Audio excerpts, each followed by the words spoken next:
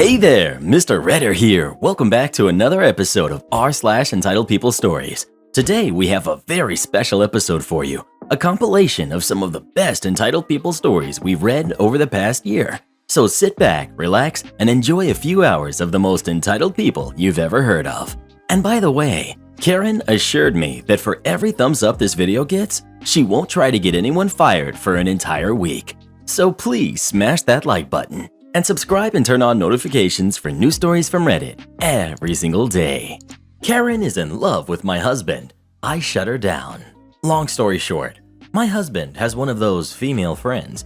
I'll call her Sarah. Her and I get along fine, but every once in a while she'll make a comment or sit a little too close or touch him a lot or compete with me on how close they are or how well she knows him. She's one in a big group of about 11 friends. I've talked to my husband about her several times, but it's so many added up micro actions that it's hard to tell her off for one singular thing without looking crazy. Well, this past weekend, the group of friends got together for the very first time since we all now have our boosters.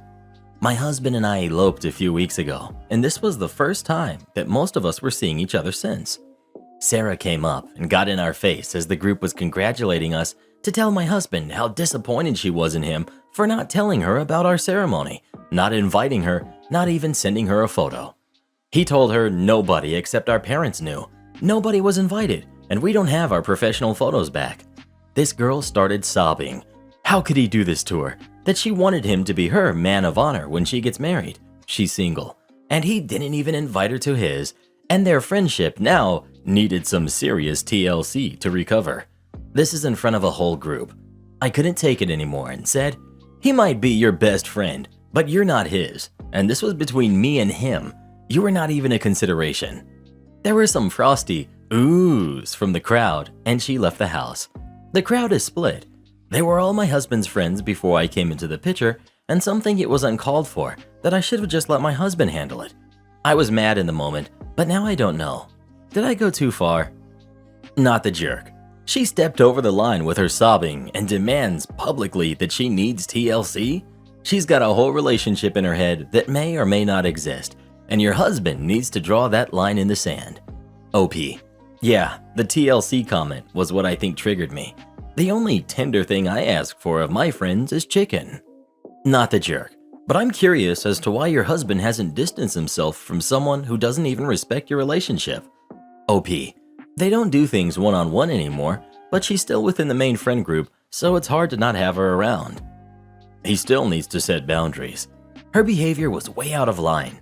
She's honestly acting like your husband is either a fallback person for her or the one who got away. She needs to be shut down immediately, or you two need to be a united front about it. Honestly, your husband is just as to blame as his friend is. She keeps violating boundaries, and your husband keeps allowing it.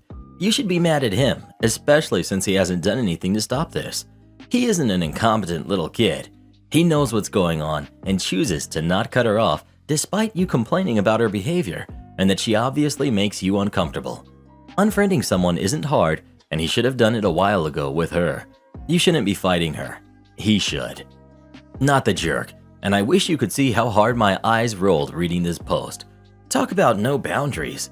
She's so transparently into your husband, it's almost painful. While you definitely could have let him handle her, you weren't out of line in the least.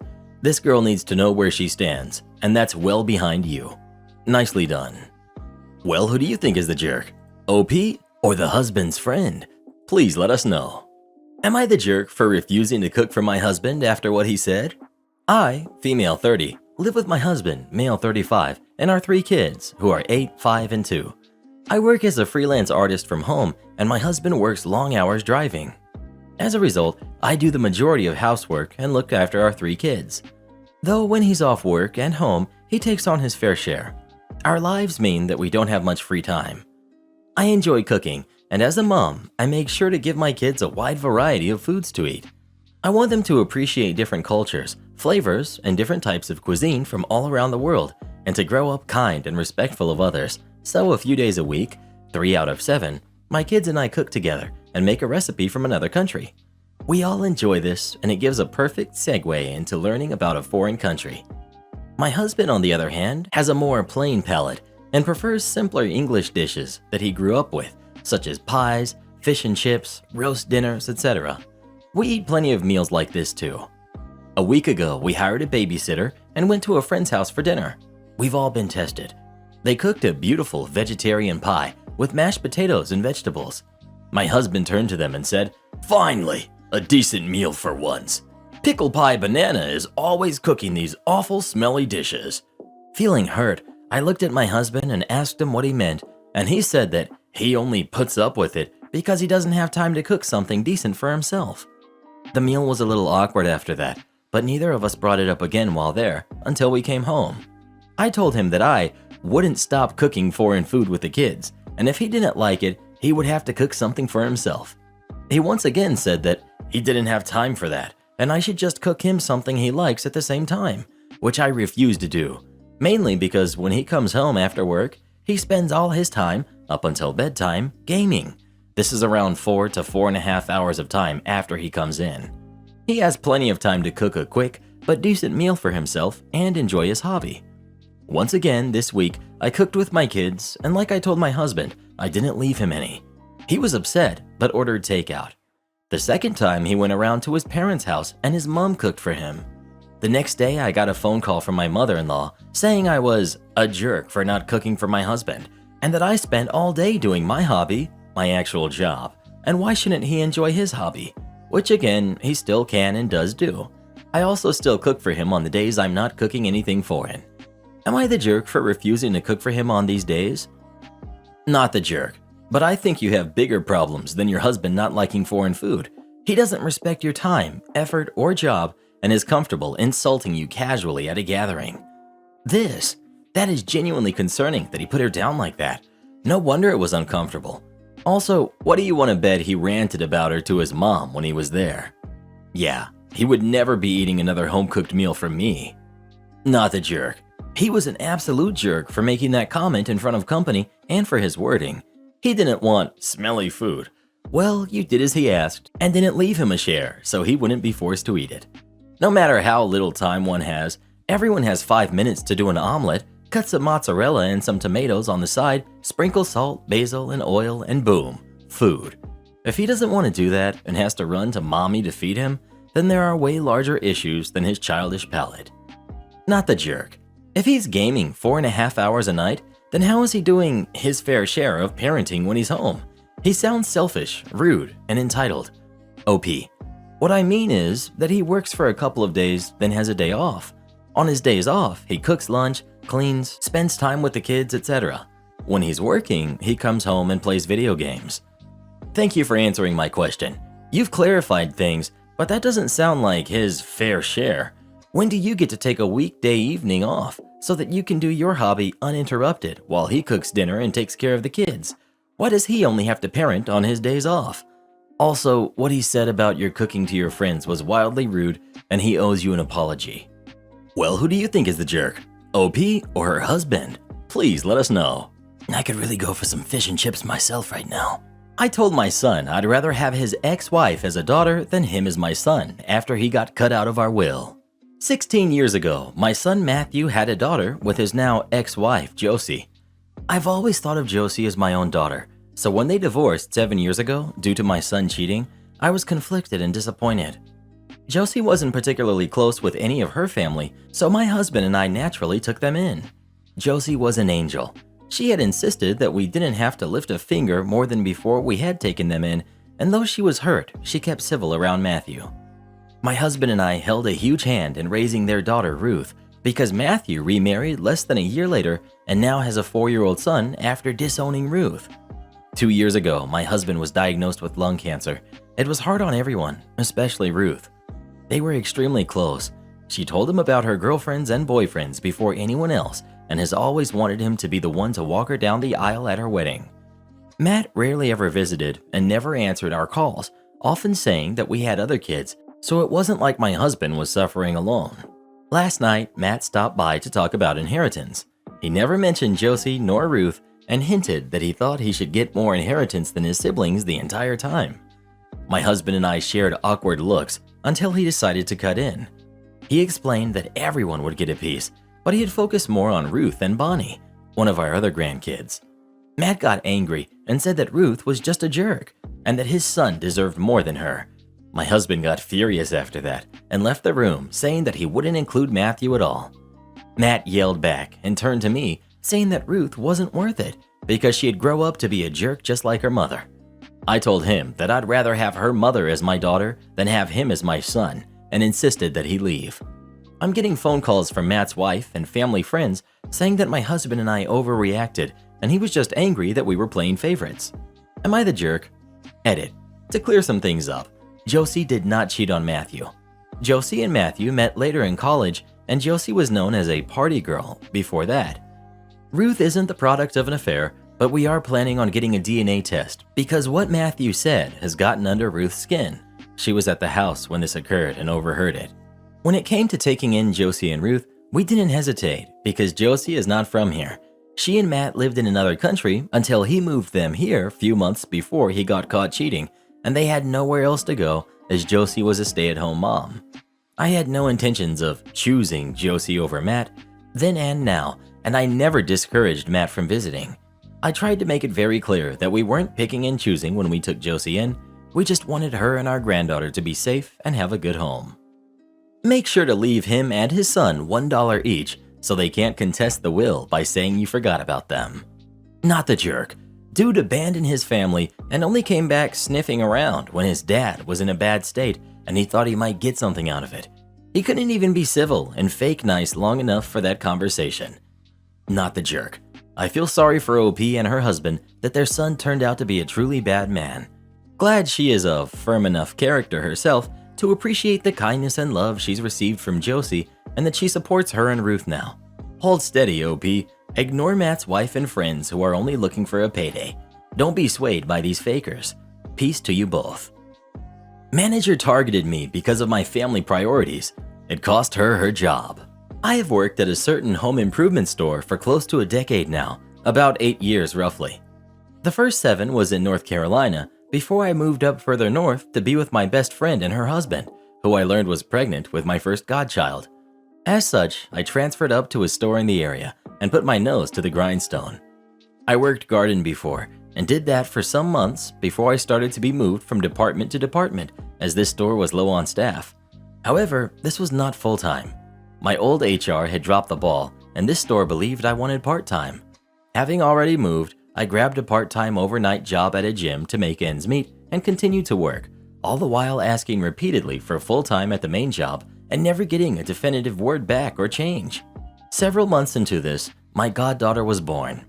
As I lived with my friends during this time, and during the time of lockdown, I spent quite a lot of time helping to raise her, and we became close. I would take time off that I was allotted to help look after her, and there were no problems. Half a year into this change, and I had made a good name for myself.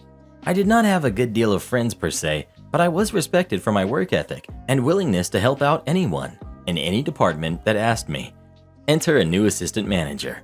The ASM was abrasive to staff and used to getting her way. The first I heard of her was when she outright fired a girl working the front desk because of a logo on her jacket. Myself and several other employees organized a walkout in protest of this and succeeded in getting the store manager to reverse the decision made by the ASM. This was not our first walkout, having done this in the past whenever another ASM, the current's predecessor, made mean comments about a cashier. Soon after this, I was given full-time by the ops manager, working and receiving for a cantankerous supervisor. We often did not get along, especially as my godchild got older, and I took on babysitting duties while her parents worked and slept. It was not something I minded, as I adored the kid. I often talked about her with my coworkers and loved to show pictures and stories. However, this was not something shared by my higher-ups. My supervisor was upset that I could not work overtime to help him, as we were the only 2 in receiving for the store, because of either my second job or babysitting. And soon after the second walkout, I was made aware of a rumor circulating around the store that the kid was in fact my own daughter, that I had fathered outside of my friend's husband's knowledge. The source of the rumor was unknown, but my ASM had made disparaging remarks to me in the past about men taking care of kids, so I had my theories. My holiday plans, asked off in advance as soon as our electronic system allowed, were canceled without explanation, both Thanksgiving and Christmas.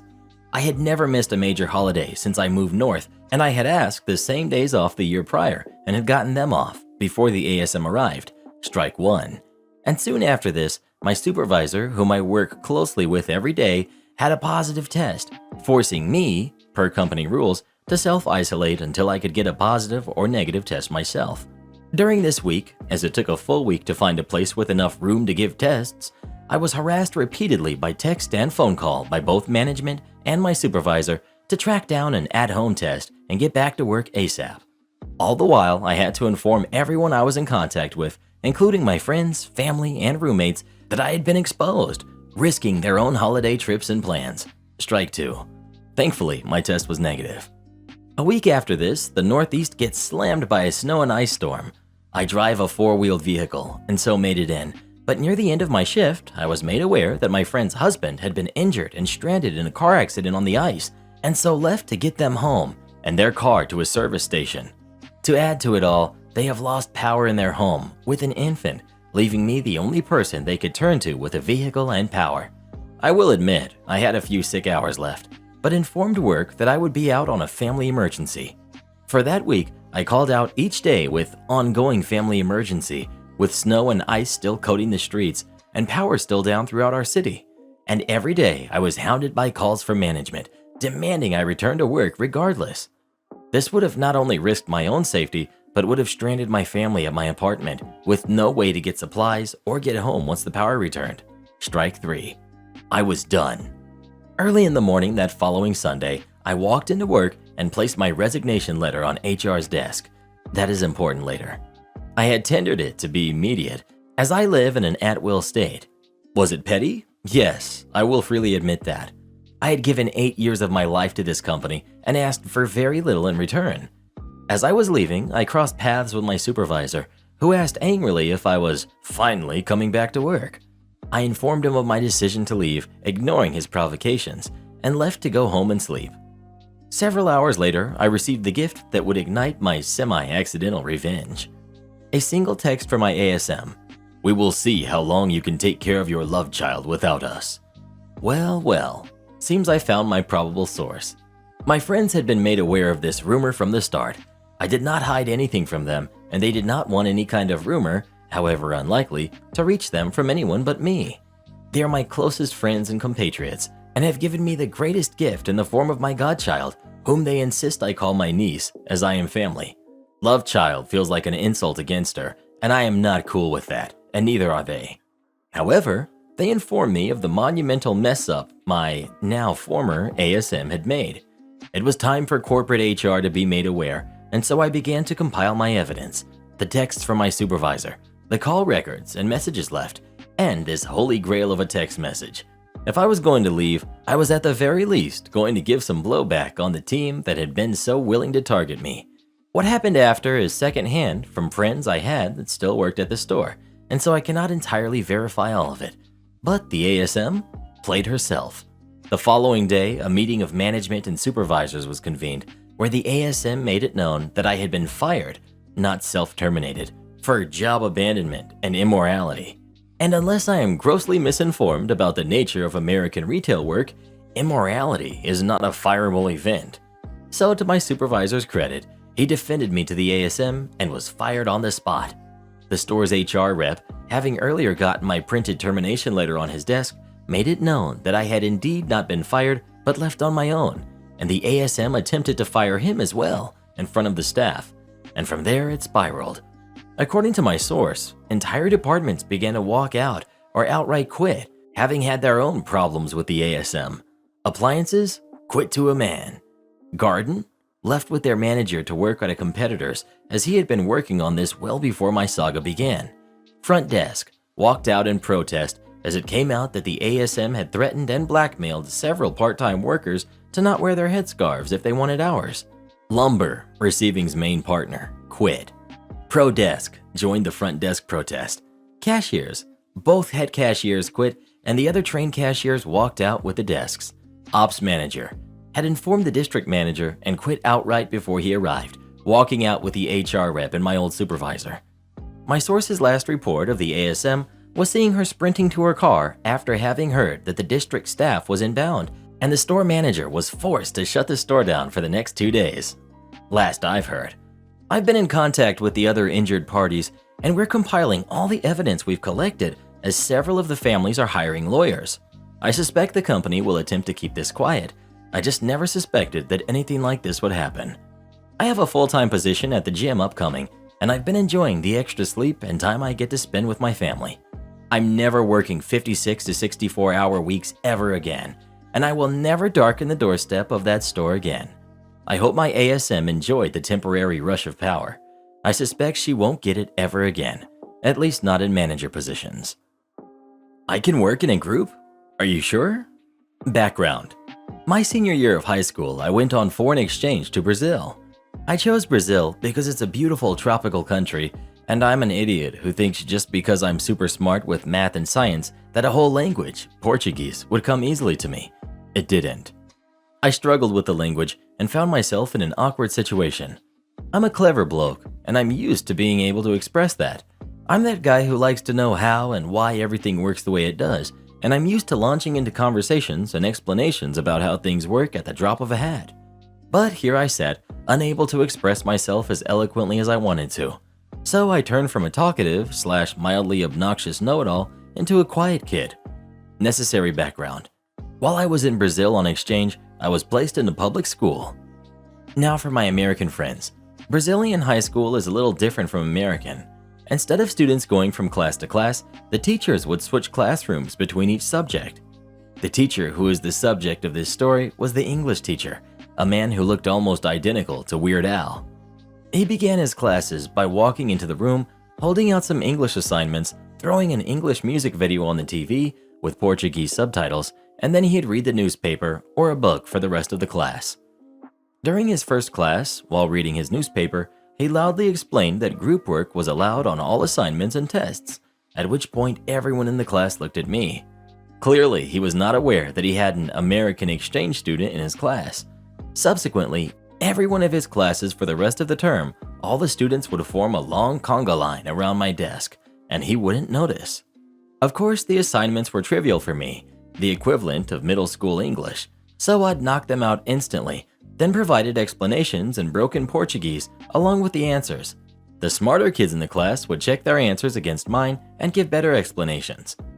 By the end of the year, everyone in his class had a perfect grade. Our teacher was ecstatic. Clearly, his teaching style of playing music videos and ignoring students was a success. He threw a small party for us with food and drinks. At the end of this party, as we were all leaving, I stopped to talk to him in English for the first time since beginning in his class. Me. Hey, Professor T, I just wanted to thank you for a fun class. Professor T. Of course. You're American? Me. Yes, you didn't know? I left him there, slack-jawed, and with a class of students speaking very passable English. Am I the jerk for telling my daughter she should change her wedding dress to green? The oldest daughter is straight-laced and is doing the whole get married and have a traditional life. She places a lot of emphasis on her upcoming wedding. My youngest is the opposite. While I don't agree with some of her choices, things she takes, travel, and, I guess, to be a modern-day hippie, she likes the term digital nomad. She's an adult. She pays for her way of life. There's not much more I can do. Oldest kicked my youngest out of the wedding party. It's because my youngest has eloped with her boyfriend. The guy is about 10 years older than her, divorced with 2 kids. I think what set my oldest off is that her fiancé comes from money, and the wedding will be stupid lavish. However, my youngest daughter's husband has a lot more money, and he wholeheartedly supports my daughter's artistic temperament. The oldest is being told by her in-laws that her sister doesn't have the same family values as what she's being married into. My oldest has banned her sister from the wedding and says she's going no contact with her sister over her lifestyle choices. I told my oldest what's done is done. She needs to grow up and not expect everyone to live by her lofty standards. She also needs to stop being jealous of her sister, or she might as well make her wedding dress green. Now she has banned me from the wedding. My husband isn't going to go now that I'm forbidden, or his other daughter is forbidden. My oldest is going on a rampage on social media, talking about how her dad refuses to walk her down the aisle at the wedding. I told her she was playing the victim for no reason. Oldest, her fiancé, and his family are all blasting up on social media, saying we are immoral people. Not the jerk. Sounds like your oldest daughter has been brainwashed by a cult or something. I'd honestly be worried about her if I were you. Maybe have an intervention. I'm not sure if she has been brainwashed or if she's just willingly ready to drop anyone and anything to marry into a wealthy family and have the perfect wedding and perfect life. I'm also sure that she's upset that her sister was able to marry rich while being true to herself. I will honestly be shocked if the eldest daughter even makes it down the aisle without imploding. If she's ready to drop her sister and parents in a heartbeat, she will probably be hiring and firing her bridal party, fighting with vendors, and throwing a tantrum if the most minor things don't go right. I also find it funny that the groom's stuck-up parents think the sister being an artist is beneath them, but social media drama is real classy. My Karen stepmom is jealous of me spending time with my dad. I'm 14, and I live with my dad and stepmom. My mom passed when I was 5, and my dad and stepmom got together when I was 9, and they got me to move in with my nan. 2 years ago, my nan had a stroke, and she had to go to a nursing home, so I moved in with my dad and stepmom. Ever since my dad and stepmom got together, I couldn't spend time with just my dad. My stepmom had to come too. I also got the vibe she didn't really like me, so I had no idea why she always wanted to hang out with me. It made hanging out with my dad really awkward. When I moved back in with them, it got worse, because every time we were having a conversation, she'd come in like, "What are we talking about?" and just join in the conversation even if it had nothing to do with her. If she could, she would stand or sit between us too. I mentioned it to my dad a couple times, and he said he'd never noticed, and he doesn't think it's true that it's every time. He was like, "It's her house too. She can hang out with us if she wants." I don't think it was getting through to him that it was every time, and it was weirding me out. So next time she did it, I was like, "Hey, why do you always come in and join every conversation I have with my dad and stand between us?" And she laughed and said, "Oh, I'm just a bit of a jealous person." And when I asked what she meant, she was like, "I get jealous when my husband spends time with other girls." I told her that was really weird, and I'm not another girl, I'm his daughter. My dad and stepmom keep insisting it was a joke, but it really creeped me out, and I can't help but take it seriously. I asked her to stop butting into our conversations, and she was like, "Oh, so I need your permission to talk to my own husband in my own home?" Which is definitely not what I was saying at all. Now my stepmom is acting all hurt and upset, and my dad wants me to apologize for hurting her feelings. He says I deliberately overreacted to her joke just because I don't like her, and I was taking any excuse to be mean to her and exclude her. But I really feel like it was a weird joke to make, even if she didn't 100% mean it like that, and I think I have the right to be weirded out by it. Plus, I think I have the right to ask to spend some time with just my dad, and it doesn't mean I'm trying to exclude her. Wait, you lived with your nan from when your dad and stepmom got married until your nan was no longer able to take care of you, correct? I'm assuming this wasn't your choice since you were a little kid at the time. She's absolutely jealous of you, and she wasn't joking. You weren't allowed to live with your own parent, for goodness sake. I don't know who is more of the jerk here, her or your dad, but it sure isn't you. Not the jerk, and both of the adults in this situation should be ashamed of themselves. OP. Yeah, they were like, "You're moving in with Nan now. Bye." You deserve a better father. I'm so sorry that he treats you the way that he does. One day he will regret it, but hopefully by that time, you will be the strong, independent, successful woman that you're meant to be. Your dad literally remarried and then threw you out to live with your nan. Horrible. If I were you, I'd throw that in his face. Your stepmom is probably jealous because you are his previous wife's kid and she doesn't want any trace of her. Your dad does not love you properly. Both of them are despicable people, especially your father for letting this happen. Dad can love her and still make bad parenting decisions or put the stepmother first. Please do not say that to a teenager. It is extremely hurtful to feel that way. It can also cause harm. OP, someone can love you and still do bad things, but that does not mean it is okay for them to do so or that you should put up with it. Same goes for you loving them. You can love someone and forgive them and still put boundaries or distance yourself from them. What is going on here isn't okay, but no stranger online can say whether your father loves you or not. I would bring it up to your dad that you want to talk to him one-on-one. Then explain to him that them sending you off to your grandma's as soon as he remarried already made things weird. So when this joke came around, it didn't feel like a joke. Maybe some family therapy can help. Not the jerk. Am I the jerk for telling my girlfriend her nannies were paid to raise her? I, 21 male, have a girlfriend named Anna, 21 female, who comes from a very rich family while I came from a middle-class family. And while I did grow up with a lot of privileges, none of them were in the same level as hers.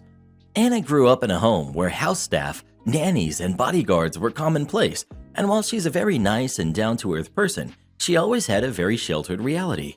For example, she's the kind of person who has a savings account, doesn't eat out every day, and regularly donates to charity, but thinks that Apple products are perfect gifts for whenever she doesn't know what to get someone.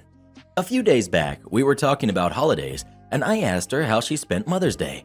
Since her mother passed when she was a baby and her father never remarried, she just said that the only usual thing she did on Mother's Day was that she visited her mom's grave in the morning with her father. I got confused by that. Then I asked how she spent the rest of the day, and she mentioned that growing up, she would make cards and give them to the nannies, and they would spend the day playing and eating the sweets she asked her father to order. I just kind of laughed at that point, and she asked me what I was laughing about. Then I told her, "You know, the nannies were just doing their jobs, right?"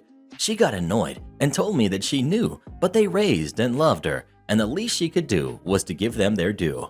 And that was when I think I might be the jerk. After she told me that, I joked, "Yeah, I bet the fat paycheck certainly helped them to love you." Because when I said that, she got quiet, grabbed her things, and left. Since then, she's been cold towards me and told me she's rethinking our relationship, but I really think she's overreacting.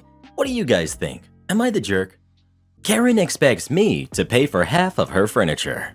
My girlfriend, who's 23, and I, 24 male, just moved in together yesterday. I moved into her apartment that she had shared with her roommate before I moved in, so the apartment was half furnished since her roommate took half of everything. I lived in an incredibly small bachelor-style studio, so the only things I really had was a queen bed, a couch that she hated, and a TV. We agreed to keep my bed and bed frame since she had a full. She suggested we go to IKEA to restock the house, and she was super excited about it. When we got there, she filled our entire cart with furniture, kitchen, and bathroom stuff. She was asking my opinion on stuff, and I was happy to give it, but I saw the bill racking up pretty quickly.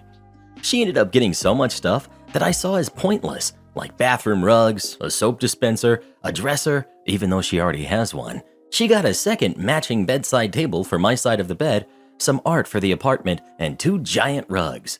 One for the bedroom and one for the living room. And this is just some of the stuff I didn't even think that we needed. There was plenty more. We ended up having 2 full carts of stuff, and before we even went to check out, she said, "Everything else we can just get on Amazon." I was genuinely in shock. She thought we needed anything more besides all of this crap. But we went to check out, and just like I thought, the total was almost $1,400. She asked the cashier if we could split the bill halfway on 2 cards, and I was horrified. I told her no way was I paying half for all of this. She looked surprised, and we quickly began to argue. She told me this was for the both of us, but I disagreed and said I didn't need half of this stuff. After about 5 minutes of arguing and holding up the line, she paid and we left. The entire hour ride home, we argued, and when we got home, I was given the silent treatment after being called a cheap jerk. Am I the jerk here? Update. After reading many of your comments, I apologized to my girlfriend and Venmo'd her for half. But as of now, I'm currently in trouble because my girlfriend saw this post. Not from Reddit, but from a TikTok. Currently in trouble again. Thanks for the judgment and making me see the light. You're the jerk. If you thought things were too expensive or too much, the time to say so was while shopping. She was asking your opinion and you agreed to the purchases. Why on earth did you just assume she was paying for everything? And a good portion of what you object to is honestly ridiculous. God forbid she want art or rugs in your apartment, right? You're the jerk. Just like this comment. The time to have discussed the prices of things was before you put her on the spot in the checkout line. My partner and I moved from his college apartment to a place of our own a few years back, and a lot of the stuff in the college apartment belonged to our roommates. When we went supply shopping for the new place, I paid for everything, as he wasn't making as much as me at the time. The important part here is I announced that before we left for the store. He didn't expect it of me, nor did he wait until the end of the trip to tell me he couldn't split the bill. Definitely you're the jerk.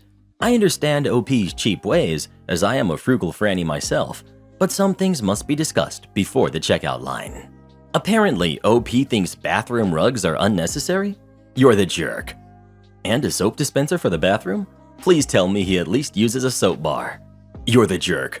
You moved in. She's making it a home for you both. If you disagreed with what she was getting, you probably had hours to speak up, given the size of IKEA. My husband and I go to IKEA together. Most purchases, he asks where I'd like to put this, and we discuss if it's really needed. You seem to have led her on by liking and agreeing to what she was picking. You're not a bachelor anymore. You need to communicate and work in a team. Well, who do you think is the jerk? OP or his girlfriend? Please let us know. Communication is very important in relationships. You can't just assume the other person is on the same page you are, especially when it comes to finances. Am I the jerk for embarrassing my husband in front of my parents? Me, 28 female, and my husband, 29 male, have been married for 5 years. My husband was a nurse until he told me he wanted to become a doctor. I was fully supportive, and he's now in his first year of medical school. I've been supporting the both of us as he cannot work while in school, but recently found out our rent was being raised by $500 at the end of our contract in April. This was honestly the last straw as it pushed us past where we were financially comfortable, so I raised the idea of us buying a home. This had been a conversation for years, but my husband had always said we could after he paid off his school debt from nursing, paid off early 2020. I asked my mother, who's a real estate agent, who told me that with what we'd be paying, it would be better for that money to go towards mortgage repayments and not rent. I brought this all up to my husband, who shut it down almost immediately. He told me our agreement was to wait until he had paid off all his debt. I told him that was for nursing and that he was in school for 6 years, which was hundreds of thousands of dollars worth of debt, and some doctors don't pay off their debt for 20 plus years. I told him I had been supportive of this career change and by financially supporting the household, but that it was the best financial decision for us both, but also relieved the financial burden for me. I brought up the savings we had for our deposit and how we could afford something small and modest within budget, but he told me it was in our interest to use that money to pay off his loans. I asked him if he realized the financial burden this would put on me, but he said it was temporary, and eventually he'd make more than me, so it would be even, and I'd agreed to this. My mother called and asked if we were going to look into buying a house, but I told her we weren't, and we'd be looking for somewhere cheaper to rent instead. She insisted we at least consider it because it made the most financial sense, and asked if it was because we didn't have a down deposit. I told her that we were probably going to use that to pay off my husband's debt, and he didn't want more debt until he was debt-free from student loans. Days later, my mother and father came for lunch and told us they had news. They offered to gift us the down payment for a home. I was over the moon and shocked by the offer. Once they left, my husband exploded on me, claiming that I emasculated him and made him look bad in front of my parents.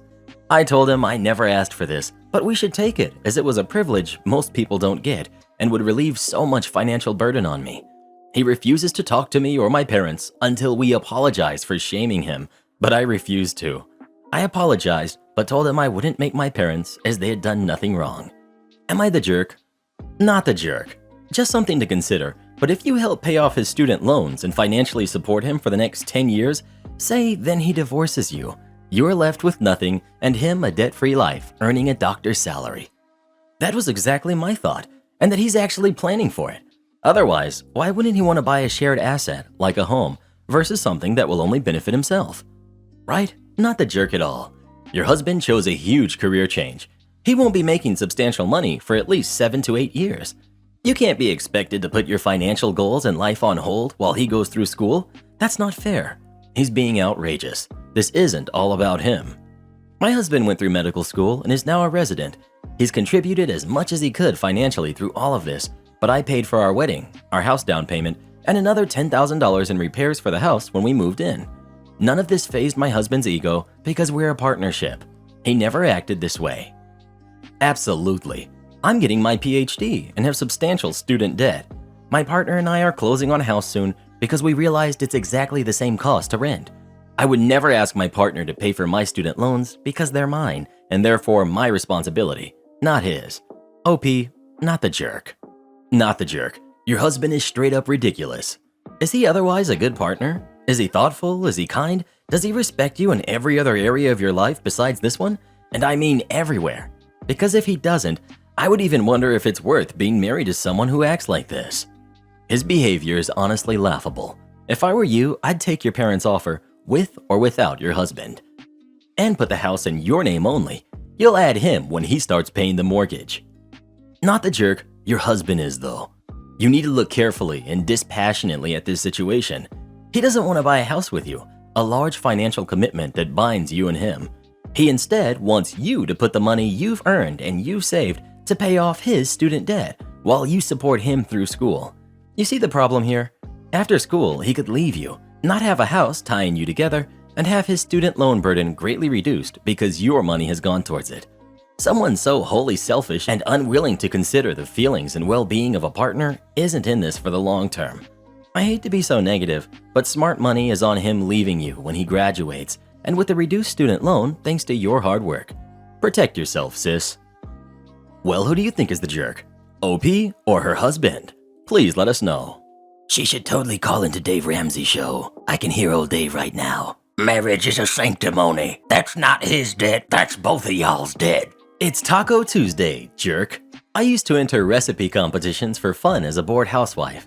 I was good at finding them online, I had a system, knew what the promoters wanted, and I usually won. So some guy starts some kind of health and fitness website and runs a recipe competition to promote it. I do the thing, a Buddha bowl if you're wondering, and as usual, I'm announced the winner. Congrats, it's Taco Tuesday, you've won $1,000. It's usually not a cash prize, but okay, awesome. Except, he never comes good with the money and just ghosts me instead. I decided to send one last message and move on with my life. I can use the recipe and photo again since it was never published. He finally responds and he's hostile. I'm like, sorry, what? And he proceeds to threaten me with his goons, all like, I know people in Sydney who will mess you up. Oh, he thinks I'm in Sydney? And I tell him to just forget it. I already accepted I'd never see the money. I start Googling this guy and come to find out he's a complete jerk. The proper gym bro, tough guy with no social skills. I also discover he's opening a taco era in Sydney. I infiltrated his Facebook friends list with my creeper account. I added a whole bunch of his friends and family first, so I'd show as having friends in common, and then I used my new position to gather intel. I made a Google account with his mother's name and photo. I'm really that creepy. And left reviews saying his tacos tasted disgusting. Then I made a glitter bomb, using a greeting card that opens landscape style with like a tissue paper full of glitter glued to the insides, and sent it to him at his restaurant. I Googled his email address and found his post on Gumtree looking for a chef. So I make a new email address and I'm like, I'm a friend of the most common Facebook friend's last name, family, and they mentioned you're opening a taco era. I'm moving to Sydney. I was a chef at my uncle's Mexican restaurant, and do you have any jobs available? You do? Oh, how exciting. Will you please give me a chance? Great. I look forward to working with you. Every day I had a credible excuse not to show and milked that until he was just about done with my crap. Then I left a message with an employee. I can't come into work today because Taco Guy didn't give It's Taco Tuesday her prize for the recipe competition he ran on his failed website, and then he threatened her. After then, I waited for him to contact me. He was a little upset, and I confessed everything. All the little mind games, all the petty crap, canceled orders, all of it. He told me he'd pay me if I stopped. I declined the offer. I said I'd rather have $1,000 worth of fun at his expense.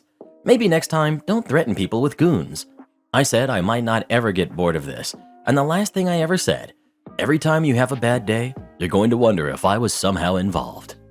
Am I the jerk for financially blackmailing my daughter and controlling where she goes to school?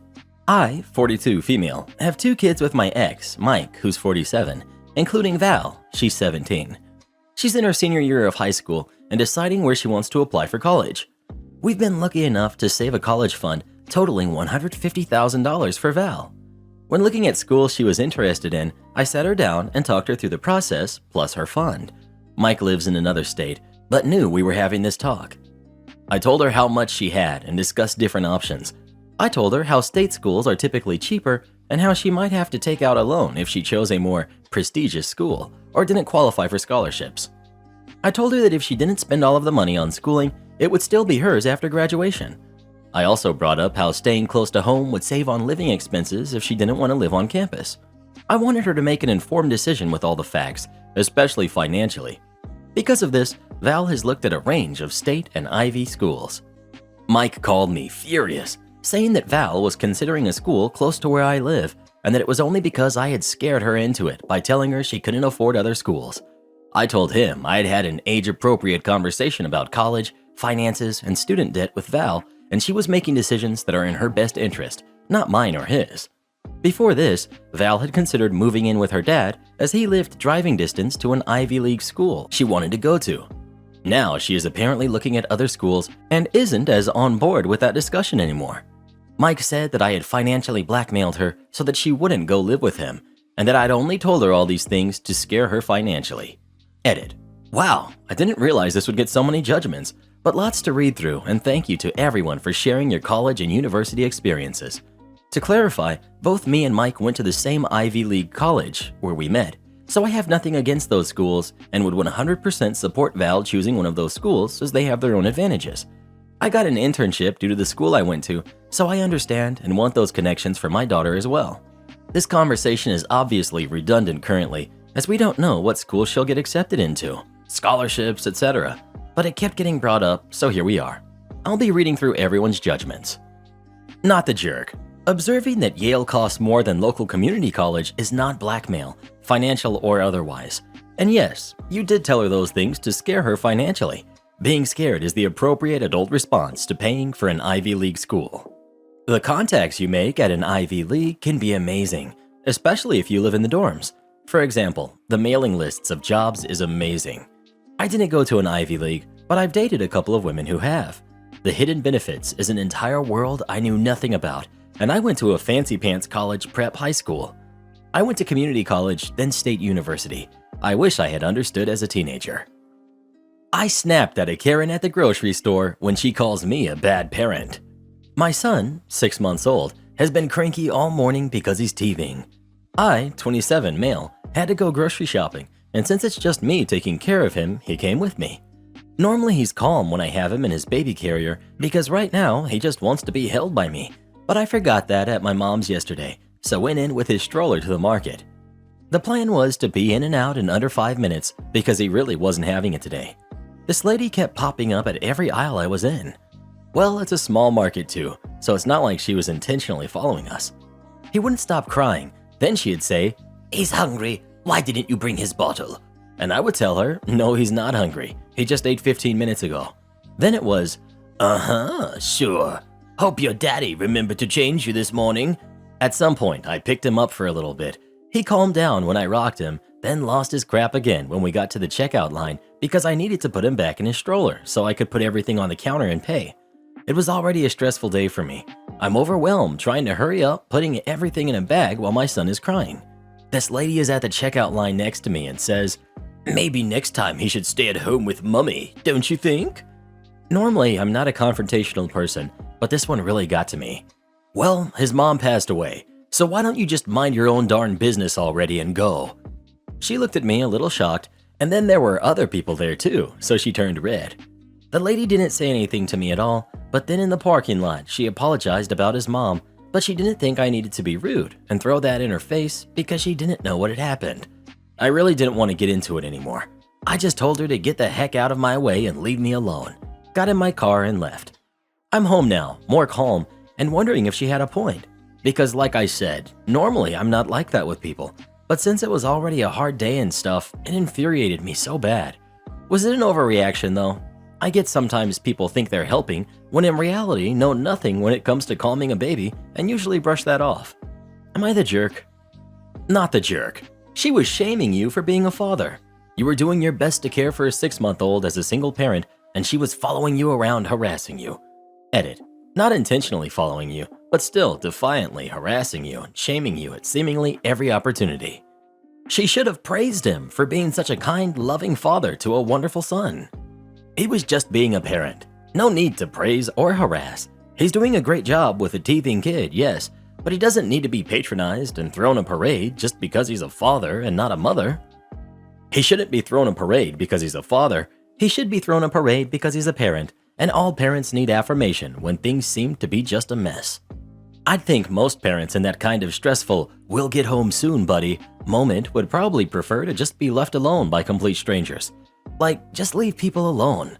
The random person in the grocery store does not need your commentary, even if you think it's complimentary. Keep your eyes focused on your own work. Parents need support much more than they need praise, although praise can play into support. but the random lady in public is not an authorized member of their support team. When I was a kid, my dad treated a waitress so poorly she quit in the middle of serving us. This happened about 25 years ago, and I still think of it about once a month. My dad used to think of himself as a fancy, business-type gentle fellow. We'd go to restaurants, and he'd try to order off-menu at like a chain restaurant. He wouldn't wash his hands before we ate. He'd have the waitstaff bring him lemons and then rinse his hands in lemon juice, because I guess that's what fancy people do. It always took several attempts to seat us because he'd walk around the place trying to find a place to sit worthy of his time. He was insufferable. And as a kid, it turned me into a walking apology for his behavior. One weekend, we went to get dinner, just he and he went through all of his usual behavior. But he was actually in a pretty good mood, so I had high hopes. Unfortunately, as soon as the waitress started taking our drink order, he found out that they were out of real cream for his coffee. He didn't get upset or raise his voice, because that's what the common people did, but he laid right into this poor woman about the sheer temerity of running a restaurant and not having the ability to meet the basic needs of your customers, and then trying to smooth things over with cheap, fake products like non-dairy creamers. He suggested that she was trying to make him sick by feeding him some sort of chemical. I remember her exact face as she just stared at him and took it, not knowing what to say. It haunts me. He ended up just ordering an appetizer and she left politely and never returned. He and I sat in that booth for 30 or 40 minutes until the manager finally came out and went table to table, explaining that the waitress had quit suddenly. My dad was of course offended, and the manager of course offered to give us our meals for free. And that's the part that annoys me the most, that my dad won. Hopefully that poor woman found a better job. Am I the jerk for telling my friend my boyfriend would never date her? I, 26 female, have been with my boyfriend Jason, who's 25, for about 2 years. I've known my friend Stacy for about 8 years. For as long as I've been dating Jason, Stacy has made rude comments about how unattractive she finds him. She always says things like, "I would never date Jason because his nose is too big. It's like a clown nose." That's literally something she said last week. She doesn't say it to Jason's face, just to me. I always ask her to stop, and she does for a bit. But then after a day or two, she'll do it again. It really irritates me. The other day, she made the clown nose comment, and she also made fun of Jason's laugh, and I snapped. I told her that she should stop wasting her time on hating Jason, because if Jason was single, there's no way he'd date her. I also asked if she would like me to make fun of her to her back the way that she does to Jason, and I threatened to do it. As a disclaimer, I would never actually do that. I just said it to prove a point. Stacy started crying and she left my house. She told some of our other friends about the incident, and they said I was a jerk for saying Jason wouldn't date her. They said it really hurt her feelings, and since she's single and I'm not, I should have had some tact. Stacy also said my comments implied that she was undateable, even though I never said that. I just said that Jason wouldn't date her. Anyway, it's a bit of a mess of a situation. I wanted to ask this sub if I'm the jerk. So am I? Not the jerk. Your friend is a sicko. She either has a crush on him, so she tries to constantly insult him to hide it, or she's extremely jealous of you having a boyfriend, so she's projecting hard. Either way, she sounds like a crappy manipulator by trying to twist your words and running to others. She probably also told the friends a completely different story of what had happened, most likely making herself appear like the victim in that situation. Not the jerk. I'm kind of feeling like she is interested in him and is making the comments to throw you off. Not the jerk. Why are you even friends with someone like that? OP. Not really sure, to be honest. I think it was mostly a friendship of convenience, plus the fact that we had known each other for so long. If she's willing to talk about your boyfriend behind his back, she'll have no problem talking smack about you two. Oh wait, she just did that. She is not your friend. Am I the jerk for wanting to evict my sister? About 5 years ago, my dad had a heart attack. The medical bills are through the roof. My parents didn't want to lose their home, so my fiance at the time bought the house out because she had the money. She got the legal documents saying my parents could live there for the rest of their lives, and after their passing, the house reverts to her. We moved across the country for work, letting my dad and mom stay in the house rent-free, and they pay the utilities. We pay the taxes and whatever repairs they need.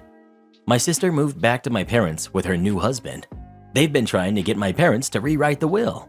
My dad said, "We don't own the house anymore," and my sister flipped. She said it's now her house, and she's been helping my parents for 2 years. Her husband has been fixing around the house, mowing, and he fixed a broken sink. My sister called my wife, saying she was robbed of her inheritance. My wife said she'd sell my sister the house at current market value. My sister is telling everyone that my wife is a jerk and trying to profit off the family. My parents are now wanting to get a mortgage to repurchase the house. They then want to split the house costs with the family after they pass. This is being fed into my parents every day. The problem is that they want to get a mortgage and then they would have to pay that monthly when they have no bills now. My sister is feeding lies to my parents who are elderly, and I want them out of the house. So I started the eviction process on my sister and her husband. My parents think I am an absolute jerk, but this was never an issue until my sister and her husband moved in.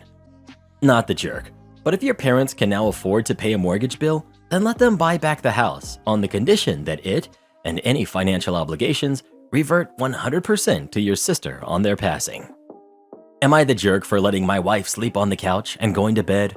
My wife has a habit of falling asleep on the couch. She is a very heavy sleeper. When we sit down to watch TV, she always tells me to wake her up to go to bed so she can take her medicine. Well, 90% of the time when I try to wake her up, she just tells me 5 more minutes, several times for a couple of hours. Sometimes it even gets past midnight before I can get her up. I'm exhausted from the day and I want to go to sleep too. So the last time this happened, I tried to get her up for about an hour and a half. She just got annoyed when I tried. So when 11:30 rolled around, I just went to bed. The next morning, she was furious. Genuinely curious if I'm making a jerk move. Am I the jerk? Not the jerk. She's in charge of where she sleeps, not you. I wouldn't take that crap from a partner. OP. Yeah, I'm starting to feel like I'm just a glorified servant to her. I would just tell her that from now on, you will either not wake her up once, whatever you want to do, but tell her ahead of time and stick to it. Eventually, she will either figure out how to do it on her own, get up when you tell her the first time, or sleep on the couch. But it is helpful if you set what she should expect from you ahead of time. Entitled parent left their kid at the airport. Back when I used to work at an airport, I often dealt with kids traveling without parents. This was a paid service called unaccompanied minors, available to everyone under 18, but mandatory to kids under the age of 12 who traveled alone. The rule is that the parent or guardian, or whoever escorts them, for the sake of clarity, I'll just refer to them all as parents from this point, has to stay at the airport until the plane is in the air. This was in case the flight was canceled, because the paid service did not cover anyone staying with the kid until the next flight. The most extreme case would obviously be that there'd be no flight available that day anymore, in which case the kid would have to go home and come back the next day. Obviously, most parents were fine with going to the gate with their kids and staying until the very last minute. In all my years, I only had trouble with one entitled dad. He came to the business counter with his kid, which was already a big no-no, as checking in unsupervised kids takes longer than average, and the business counter was, well, supposed to be a fast lane for business class and high-tier passengers. The dad chose his own gold card, so I bit back my annoyance and asked the person next to me to check in my queue until I was done. I gave the dad all the forms he had to fill, which already annoyed him. The kid was obviously under 10 and seemed very sweet. She looked relaxed, and I guessed she had done this plenty of times. Over the years, you learn to spot the ones who are not accustomed to traveling alone. The dad gave me back the forms and asked, "So, where do I leave her?" I got a bit confused, but told him, like always, that he had to stay at the airport until the plane was in the air. Entitled dad. "What? No, I paid for her to be accompanied." Me. "Well, yeah, from the gate to the plane and from the plane to arrivals." Entitled dad. "I have a meeting in a town 3 hours away. I can't stay with her." Me. "Sir, what if the flight is canceled? We'd have to call you back." "She'd stay here with you, wouldn't she?" Me. "That's not a possibility. Sir, you agree to the terms when you pay." "I didn't pay for this. Her mother did, and she told me I could just leave the kid with you." At this point, the kid started crying. "Daddy, please, come with me." "Don't start. You like flying, don't you?" Kid. "Mom always comes with me." "I don't care. I don't have the time. I want to speak to your manager." While we waited for my supervisor, we heard an announcement through the loudspeakers about a car in the no parking zone. The entitled dad went, "Crap!" and ran away, leaving his daughter at my counter. She started crying in earnest, and I panicked that the dad was taking this opportunity to bail. My supervisor came. We closed my counter completely. The queue was almost empty at this point, and took the kid aside to talk over our options, hoping that the dad would come back. After 5 minutes and no dad later, we tried to call him. His number was on the papers he had signed. No answer. Then we tried the mom, whose contact info was also on the papers. She said she'd call the dad and asked if there was any way we could take the kid to the gate if he didn't appear, if she promised she'd be there in about 30 minutes. We told her that there was still plenty of time before the flight left and that they could skip the security queue so we could make a little exception and wait for her at the check-in with the kid, but that we wouldn't let the kid go to the gate without the parent. The mother was understanding and told us that either she or the dad would be there soon. A few minutes later, the dad did come back, arguing over the phone with who we assumed was the mom. He yanked the daughter away and took her through security. We felt bad, but thought that was that. Nope. I went back to my counter to finish the check-in and then got a call from the gate telling me that the dad had left the kid with them. Obviously, there's a lot to do before a flight leaves, so they couldn't really look after her, and they asked if I could try to see him and tell him to come back. I didn't manage to spot him, and my supervisor told me to go sit with the kid while she, again, called the mom. My shift was about to end, so I didn't have to hurry anywhere except home, and I agreed to work a little overtime. The kid was in tears, and my shift manager had to get involved, while my supervisor called the mom. The shift manager called the airline asking if we can allow the kid on the flight if there's no parent present when the flight leaves. We were a ground handling company and did not directly work for any airline. They told us straight up that no. Fortunately, I then got a call from my supervisor telling me the mom had arrived. To make things easier at the security, me and the kid went back to check-in. The mom signed new forms and escorted the kid through security again. The kid made the flight fine and it left on time. The mom was so embarrassed about the whole incident, but didn't really stay to explain the dad's behavior, and well, it wasn't really our business anymore. She did say this was the first and last time the dad would ever escort the kid and thanked us for doing all we could. She was obviously upset and overwhelmed, but we're not a country where we share more than we have to, so it was not surprising that she just left after the thank you.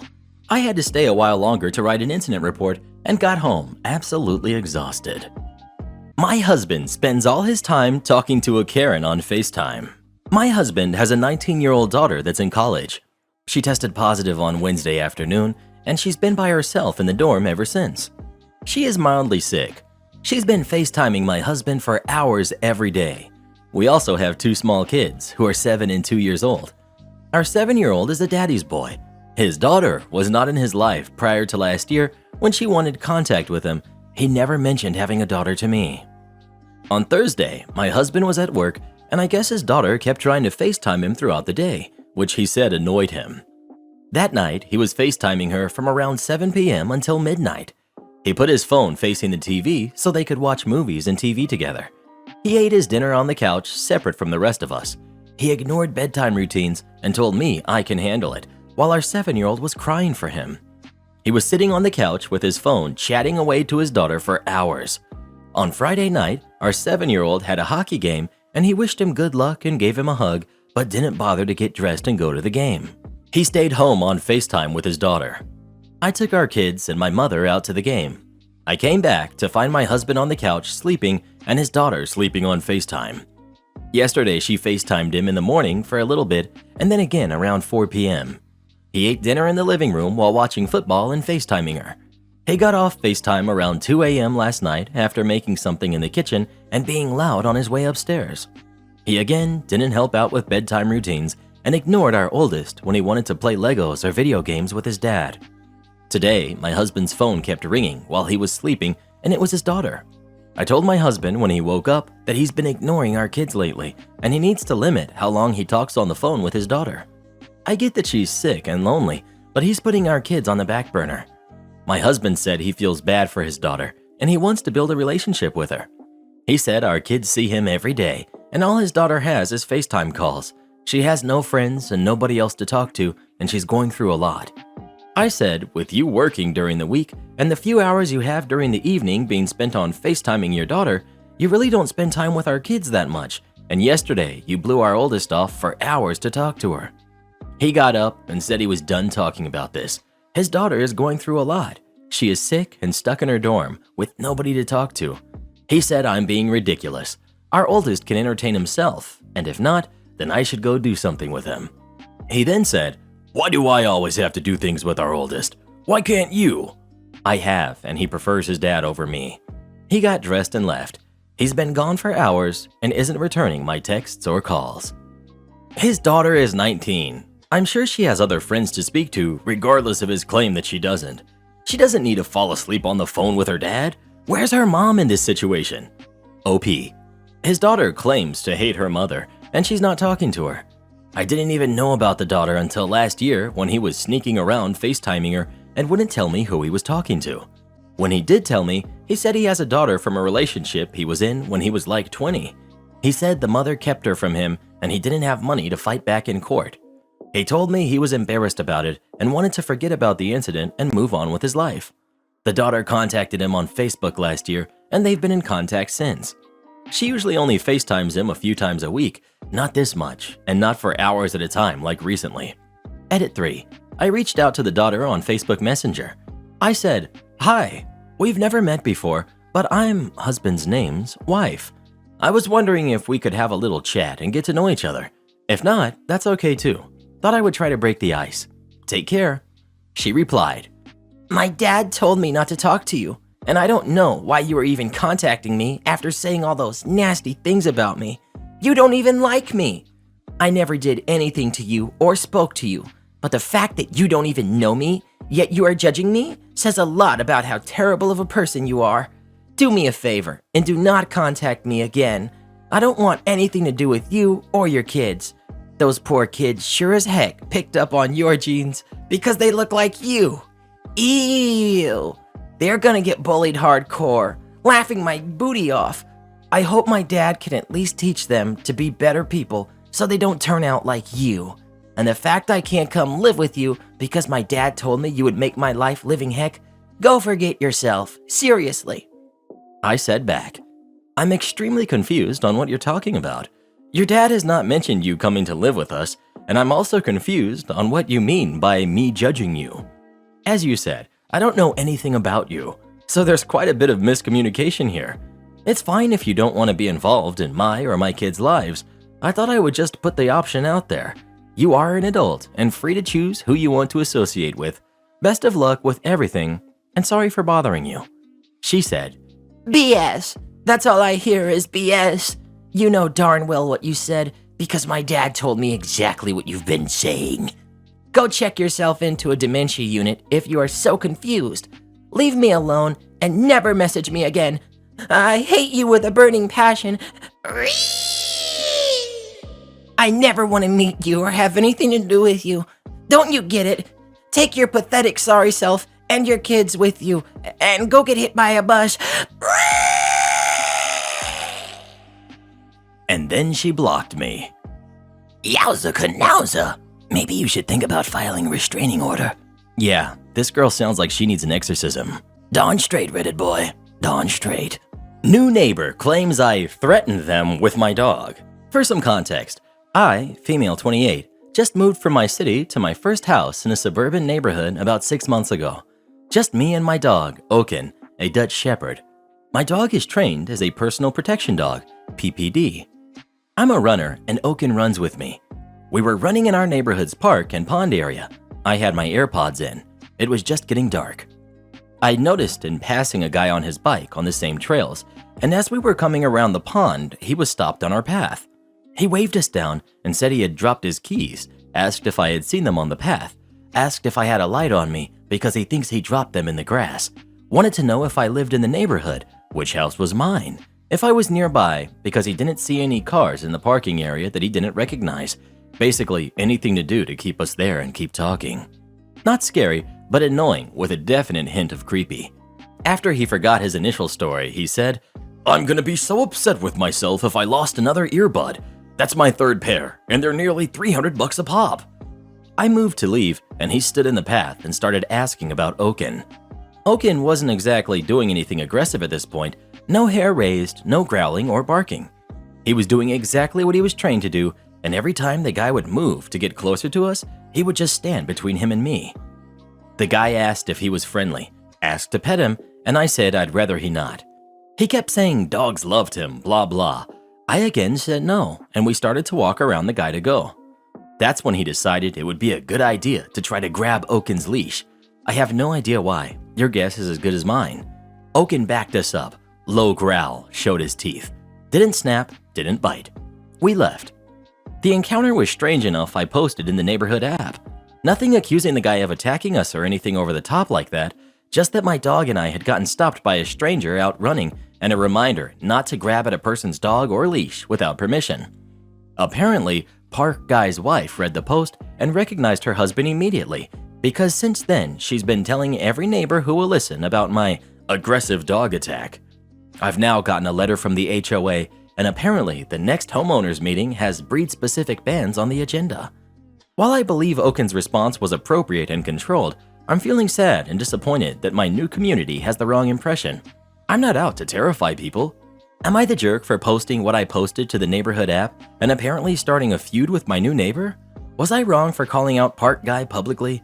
ETA. Yes, I have a home security system and cameras. The previous homeowners had a couple of collectible cars in the detached garage/apartment and put in an extensive system. Park Guy's questions about where I lived, etc. didn't immediately set off crazy red flags because I've been asked very similar questions by multiple women multiple times in the neighborhood too. I'm getting the impression I'm the youngest person in the area by a good 20 or more years because people have asked me who my parents are, who I'm visiting, etc. It seems like the only young people hanging around are ones who drive in from other places to get to the park, and this neighborhood seems weirdly territorial about their park. I will definitely talk to an officer about a report. Not the jerk. Make sure to tell everyone about the aggressive husband. OP. I don't know if I really want to escalate this into a full-fledged war of words, but I'm tempted to jump into the fray and defend myself and my dog.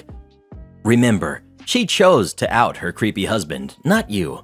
Without her outing him, he could have been a non-resident, but she decided that defending him when she had plausible deniability was the best choice, not the jerk. Not to mention, his story of losing his keys changed. Something isn't right here. If you end up responding, it would be good to mention that. Earbuds, keys, totally different items. You need to tell them. 1. He blocked your path. 2. He asked you to help find the keys and then later said he had lost a headphone. 3. He prevented you from leaving more than once. 4. He asked for personal information about where you lived. And then ends with he touched your dog after being told not to. And honestly, I can't believe you left all that out of your initial story and just made it sound like a nice guy tried to pet your dog. That dude is using well-known tactics. Do escalate. He was a threat. He threw some major red flags. 1. Second time seeing him, which would be nothing if not for point 2. 2. Changed his story. 3. Asked way too many unnecessary questions which were personal. 4. Blocked your attempts to leave multiple times. 5. And most importantly, ignored your repeated no's. That man was either there to attack you or steal your dog. His wife is just trying to change the narrative to make you look like the attacker rather than the rightful victim. Go to that meeting and defend your dog's actions and tell them everything that happened. If he doesn't want people to think of him as a creep and a danger, he shouldn't act like one. Am I a bad mom for not allowing my daughter to have random guys spend the night at our house? I, female 51, and my daughter, 19, Joan, recently got into a heated argument and we're turning to random strangers on the internet for guidance in determining who is right. I say we, as this post is her suggestion. My kids were raised in a traditional but non-religious family. Husband and I have been married over 25 years. Although it was, even admittedly rare back in the 90s, we actually waited until we were officially married before we hooked up for the first time. Currently, Joan is attending college and lives with us in our developed basement with a separate entrance. Our 2 other kids have moved out for good. Although Joan is not in a relationship, she is socially active and dates on occasion. The issue, last night, Joan was out with friends, and as mothers are prone to do, I never fall completely asleep until I hear her come home. So last night, she was back around 1 a.m., and as I was still fully awake, I went downstairs to see how her night went. I was, however, wholly unimpressed when I saw her on the couch with a guy she had just met that night. They weren't engaged in anything yet. However, it was evident where events were likely to lead. Although I was polite, I commented to Joan that she really needed to get to sleep as we were planning an early morning walk, and I waited patiently as her new friend got the hint and left. Afterwards, Joan was livid and says that I thoroughly embarrassed her, and that, as she was an adult, she should be able to see whomever she wants, whenever she wants, and wherever she wants. My position is that she is an adult However, she has no right to bring a stranger into our house without my knowledge as 1. Lockdown is going on. She says that argument is a red herring because we all have our shots. 2. Our house belongs to her dad and I. I'm not comfortable with having a complete stranger spend the night. Her argument is that she's still a dependent as she's going to college and it's still her house too. 3. Although I don't approve, I agree that as an adult, she can engage in whatever legal activity she chooses. However, not in my house. She knows my views on this kind of stuff, and by engaging in this activity in my house, with me at home, it's a massive sign of disrespect. 4. If she really wants to spend the night like this, that's what hotels are for. Her argument is that, although she's working, she's saving for her future, and that would be a stupid waste of money. So, am I the jerk for making her friend leave, or should I just ignore my long-held belief system and accept her choices as an adult? Edit. My husband's position is that he's taking the Switzerland position, officially neutral. I'm not happy with his lack of support, but I'm not going to engage in a two-front war at the moment. Edit. To answer a few questions and add some comments. 1. Joan does not pay rent. As with all of our kids, she's on the free room and board plan so long as she is attending school. 2. I've never been a helicopter parent, and the notion that not resting comfortably until my daughter gets home on a Saturday night is akin to overparenting is absurd. My husband is a retired detective, and as he always said to the kids, rarely does anything good happen at 3 in the morning. 3. No, we had never discussed these types of things prior to last night, as the issue never came up.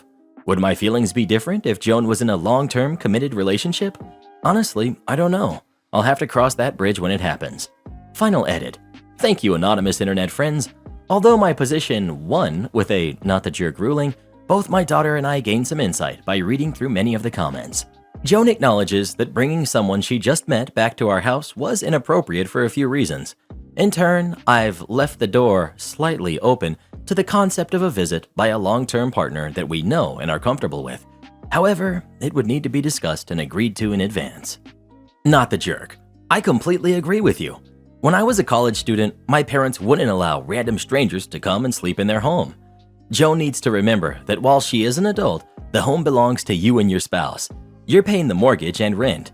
An adult is supposed to be responsible for his or her own choices and decisions. If your daughter doesn't like the rules, ask her to pack up her things and move out. I disagree with this, so just wanted to offer another perspective.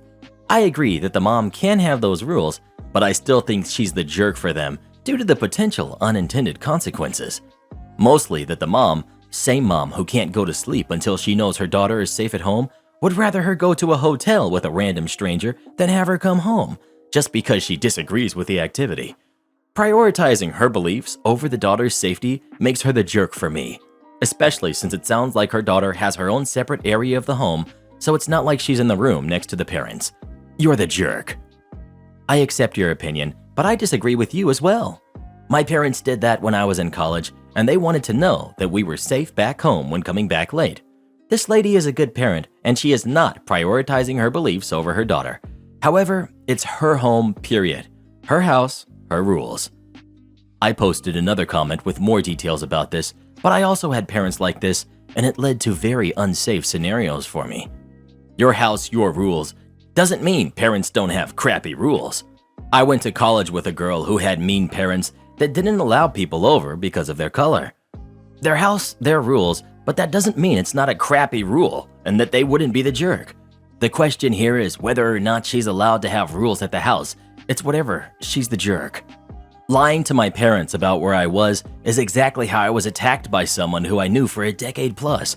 Had I been able to come home drunk that night, it wouldn't have happened. OP is putting her daughter in precarious situations because of her personal beliefs. She puts higher value on her own image rather than her daughter's safety. I won't call her the jerk though, because it is bringing strangers into her home. I just don't want OP to pretend like she's a great mom and give a shocked Pikachu face when her daughter realizes how truly toxic her values system is. If she can't sleep till her daughter comes home, she's going to be wanting to know when she's out at hotels with guys, or at the very least not coming home. At that point, it opens up for mom to give opinions on where and what her daughter is doing, which I think is an overstep at this age. I also don't see OP being comfortable with her daughter doing that regularly, and it could lead to problems of claiming she's spending too many late nights not coming home. The alternative is she brings her dates home, into this separate suite, and mom respects her autonomy as long as it is legal. What is your priority? No hooking up in the house, or knowing your daughter is coming home at night? I don't think either answer is wrong, just that only one can be the deciding factor in your relationship. I would also argue that if the daughter is paying rent, she should be able to have opposite or same people encounters in her space. If she is not, it could be a compromise. A nominal rent fee equals adult space. Mom doesn't check in when her daughter comes home. If she needs a check-in, she can send her daughter a text. Or daughter goes to a hotel for hookups like most of us. To the daughter, it is your mother's home and ultimately you need to respect her decision. If you aren't paying rent, then no hooking up in the house. Adult privileges come with adult prices. Do you want her to engage in these types of activities with someone in a place where she's safe, or in a place where she isn't safe? You may be thinking, well, at least I can control what happens under my roof, or just don't do it in my house. But if it's not happening in your house, then it's likely to happen somewhere else. And if things turn bad when she's somewhere else, she's on her own. Additionally, now that she's an adult and can come and go independently, you need to start loosening how intrusive you're being. I get that it's hard to sleep if you don't know that she's in yet, but that is your issue to deal with, not hers. Nor should you be nosing in with, we have plans tomorrow morning, so you need to go to sleep. Her need for sleep is on her to manage. How well are you going to sleep if she moves out soon? Long before you might want her to, because she can't stand the lack of privacy and how you're still treating her like a kid. Do you want a good relationship with your rules or with your daughter? So yes, you're the jerk. It's reasonable, however, for you to not want her to bring complete strangers into your house for security and privacy reasons, but there are more careful places to draw that line than what you're trying to do. You're arguing, but it's a stranger, while what you want to have for rules stretches a lot further. Absolutely not. If you want your own life without your parents meddling, then get your own place. Her mom ain't gonna stay up late waiting for her kid if her kid doesn't live with her. But the fact that Joan does live with her, then she has to follow her rules. I go to college, have my own place, work part-time, and can hook up with whoever, wherever, and whenever. Joan is a leech if she can't simply follow her parents' rules. Joan is 19. She's not a leech, and you don't know what the economy for buying in their town is. ETA, I've never had this many likes before. Oh my. Well, who do you think is the jerk? OP or her daughter? Please let us know. Want adult privileges? How about moving out and being an adult? Hopefully OP won't get stuck raising a grandbaby like the grandpa did in yesterday's story. I won over $5,000 in court after a car accident that I caused. Okay, so just a little bit of info before I get into the story. I, 22 male, work construction and run a few crews, and I'm a foreman because I've been working in this field since I started working summers when I was 14. That's legal in my state. With this being said, I have a lot of experience and get paid very well. For my job, I need a truck that can pull a lot of trailers and also get into a lot of sketchy job sites, especially in the winter. So I drive a new lifted pickup, F350. Anyways, let's get into it.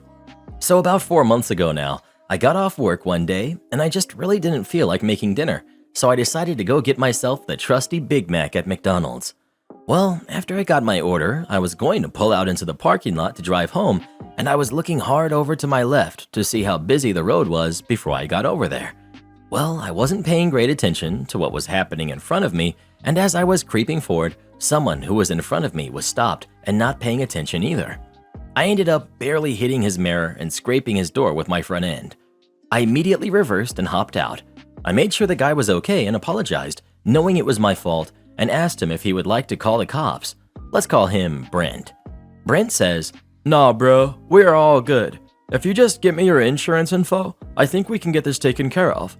I was fine with that as there was no damage done to my truck, and it's not required to call the cops for an accident if it occurs in a private parking lot. This is relevant later. We exchange info and he seems pretty cool, so I tell him to go get the damage bid and I'll just pay in cash so my insurance rates don't go up as long as he's okay with it. He says that's fine, and we both just leave, and I feel like a moron. But all in all, Brent seems like a cool dude, and I just hope we can get it sorted out smoothly. About a month passes by, and I haven't heard anything from Brent or the shop I told him to go to. Honestly, I wasn't too stressed about this, because if he decided to not get it done, that's on him. Well, he calls me up one day at about noon, saying he can't remember my name, and he wanted to tell the guys at the shop who sent him there because it seemed like we knew each other. I told him my name, and the guys at the shop gave him a deal. Pretty sure they say this to everyone. He sends me the bid for damages, and it comes out to $2,403. This was more than I imagined, but I said to get it done, and I'd take care of the bill afterward, and that was that. He hung up, said it was cool, and I went on with my day as usual. Another month goes by, and I don't hear anything until Brent calls me up while I'm at work again and says, "Hey brother, I talked to the shop, and they said they can't get me in for another 2 weeks or so, and they may end up charging me more if they find more damage." I said, "Okay, sounds good. Just let me know, man. I hope it goes smooth for you, and I'm sorry for the inconvenience." He seems to take it good, and I'm really trying to just be a good person. He responds with, "Well, after talking to my wife, I'm okay if you just wanted to write a check for $2,500 and we can call it even." This seemed odd to me, because why the heck wouldn't someone want their vehicle repairs all paid for? I say, "Okay man, let's set a time and place to meet and I'll get you paid." He liked the idea and ended the call by telling me he would let me know. Yet another month passes by and I hear nothing again. At this point, I'm getting fed up and just want this situation to stop being over my head. He hits me up at 11 p.m. one night and asks if we can meet in town. I found this kind of disrespectful because I was nearly asleep and had to be at work at 5 a.m. the next day. Either way, I said that was fine and took my $2,500 cash and wrote up a quick contract saying this payment would be accepted as payment in full for the damages, and by accepting it, it would release me from any and all liability. This was a pretty fair contract, I believe, as it was the deal we had already made over the phone, just in writing. I get to the place we suggested as a meetup spot. I give him the cash, and he signs the contract without hardly even reading it and didn't want the copy. This was a red flag to me, but I just assumed he really didn't care about it all that much. So I just sent him the photo of the contract and go back home for some beauty sleep. As you can guess by now, another month goes by with me just living life carefree and not a worry in the world about this stupid car accident. Well, I go to check my mail, and I have a notice from this guy's lawyer that he's suing me for not paying after wrecking his car. This upset me, but I also knew I had plenty of text messages and a contract on my side. I immediately call Brent, and he blocks my number. Luckily enough, my girlfriend works for a lawyer, so I get him updated, and he says he'd love to help. He lets me know I saved myself by writing that contract, as any contract worth over $500 is to be held up in any level court in my state. I immediately get to work on my revenge. I remember on the side of this guy's car, he had a business logo, and I took pictures of the damage, so I hop online and get to the Better Business Bureau to look up who owns this company, thinking that surely he couldn't own the business because he is such an idiot. I was wrong. This guy owns the company, and I can see that he has about 12 one-star reviews, all in dispute because of his shady business practices, telling people it will cost one thing and then charging them 4 times what he said it would. Sound familiar? Remember when he said the shop may charge more than the original $2,403? That's right, he was suing me for $10,000, 4 times what the shop told him it would cost. Unbelievable. He was trying his same sneaky crap on me. My lawyer takes none of this, and we show up to court ready for war. This guy is sleazy. As we get there and all set up, he says, "You ready to give me more of daddy's money?" with a smirk. I guess just because I'm young and drive a nice truck and could afford $2,500. His lawyer gets up and starts trying to say BS from me, hitting and running, and Brent barely got a picture of my license plate, so I tried bullying him into taking a deal for only $2,500 when the damage was clearly more than that. There were obvious holes in his story, and he really didn't have much to say. Just imagine the smile on my face as my lawyer lays out the printouts of our text messages and the physical copy of the contract, which was signed by Brent. His lawyer was ghostly white and looked sick. After laying out all of the evidence, my lawyer pulled out a little hidden gem, the printouts of all the complaints we found on the Better Business Bureau and how he was doing the same thing to me. This was the final nail in the coffin, as the judge said he had seen enough. He asked Brent for any final statements, and Brent said, "I don't even have the $2,500 anymore. Can I get that then, and we will be okay?" Literally admitting to the judge that he had received my money and his story was just a load of crap. I thought his lawyer was gonna lose it. It was beautiful. The judge ended up ruling in my favor and demanded him to pay my legal fees as well as damages and lost wages because I had to miss work to be in court. The absolute sweetest part was that this particular day my crew was on a very high-wage job, and I was technically the one getting paid before I paid them out as subcontractors. This means I was to be paid $475 an hour, and this whole ordeal took about 5 hours. He ended up having to pay me almost $5,000. I don't think I've ever been so happy in my life. Sorry it was so long, I just really felt the need to share. Thank you to anyone who made it this far. The Karen of my building told me her keycard isn't working, demanded I fix her keycard, so I did. This just happened maybe 5 minutes ago, and I think it's hilarious. I'm the facility manager to my building. Everything that happens and goes wrong is my responsibility, so I make sure everything runs smoothly. My boss had made it clear, it's my building and I was hired to not only keep the people in line, but run everything. I'm not a jerk, but I hold people accountable, forcibly but politely. There was no facility manager for a long time before I came along, and both clients and employees ran amok, with no order. In the 4 months I've been here, my boss has praised my performance and has gone to bat for me countless times. She's the best boss I've ever had. I've got a firm but fair approach, and my reputation reflects that. I've got a Karen in the building, and trust me, the name stereotype applies. Who's just a counselor for family services has nothing to do with our group. She likes to complain about everything and gives my boss a headache almost daily. She shares an office with another woman who's unfortunately picking up on her Karen tendencies, Karen in training. I've been doing a keycard audit all week, and I know to leave Karen's keycard alone because she's the only Karen in the building, so her name stands out. I'm missing 75 keycards, lots of former employees having all door access dating all the way back to 2015. Can't have that, so I deleted a lot of them, especially if it had a wacky name or just a room number. However, I did delete Karen in Training's card information because it wasn't under her name. She just came to tell me her keycard wasn't working, and Karen happened to be passing by and overheard it. I went and fixed Karen in Training's keycard, and we went to go check to see if it worked or not. We found Karen outside the office waiting, complaining to my boss that her keycard didn't work either. Karen wandered away, and my boss rolled her eyes, and I smiled, and I told her I would take care of it. After checking to make sure Karen in Training's keycard worked, I went downstairs to check the system, looked up Karen, and wouldn't you know it, her keycard was completely fine. In fact, it showed she had a master keycard, so I changed all of her permissions and limited her back to just her room only. I went upstairs and got my boss's attention because her office is next door to the ladies, and I mouthed, "Listen," and pointed. I opened their door and was all, "Hey Karen, I went and checked your keycard in the system. Everything is good to go. In fact, it said you had a master key to the building, and per the company's orders, since you're not a contractor or a company employee, I can't give you that access, so I had to revoke your status to just this room only. Can't have you bugging people on official business. Wink. Thanks for bringing your keycard to my attention." She started to object that she needed the master keycard because XYZ, and I was all, "Yeah, sorry, maybe before, but I'm the facility manager, and you don't need access to everything except this office, and if you do, it's outside your pay grade, so you'll have to come get me. Okay? Cool, thanks. Bye." And then just closed the door on her mid-sentence. My boss was quietly laughing herself off in the office and gave me an air high five.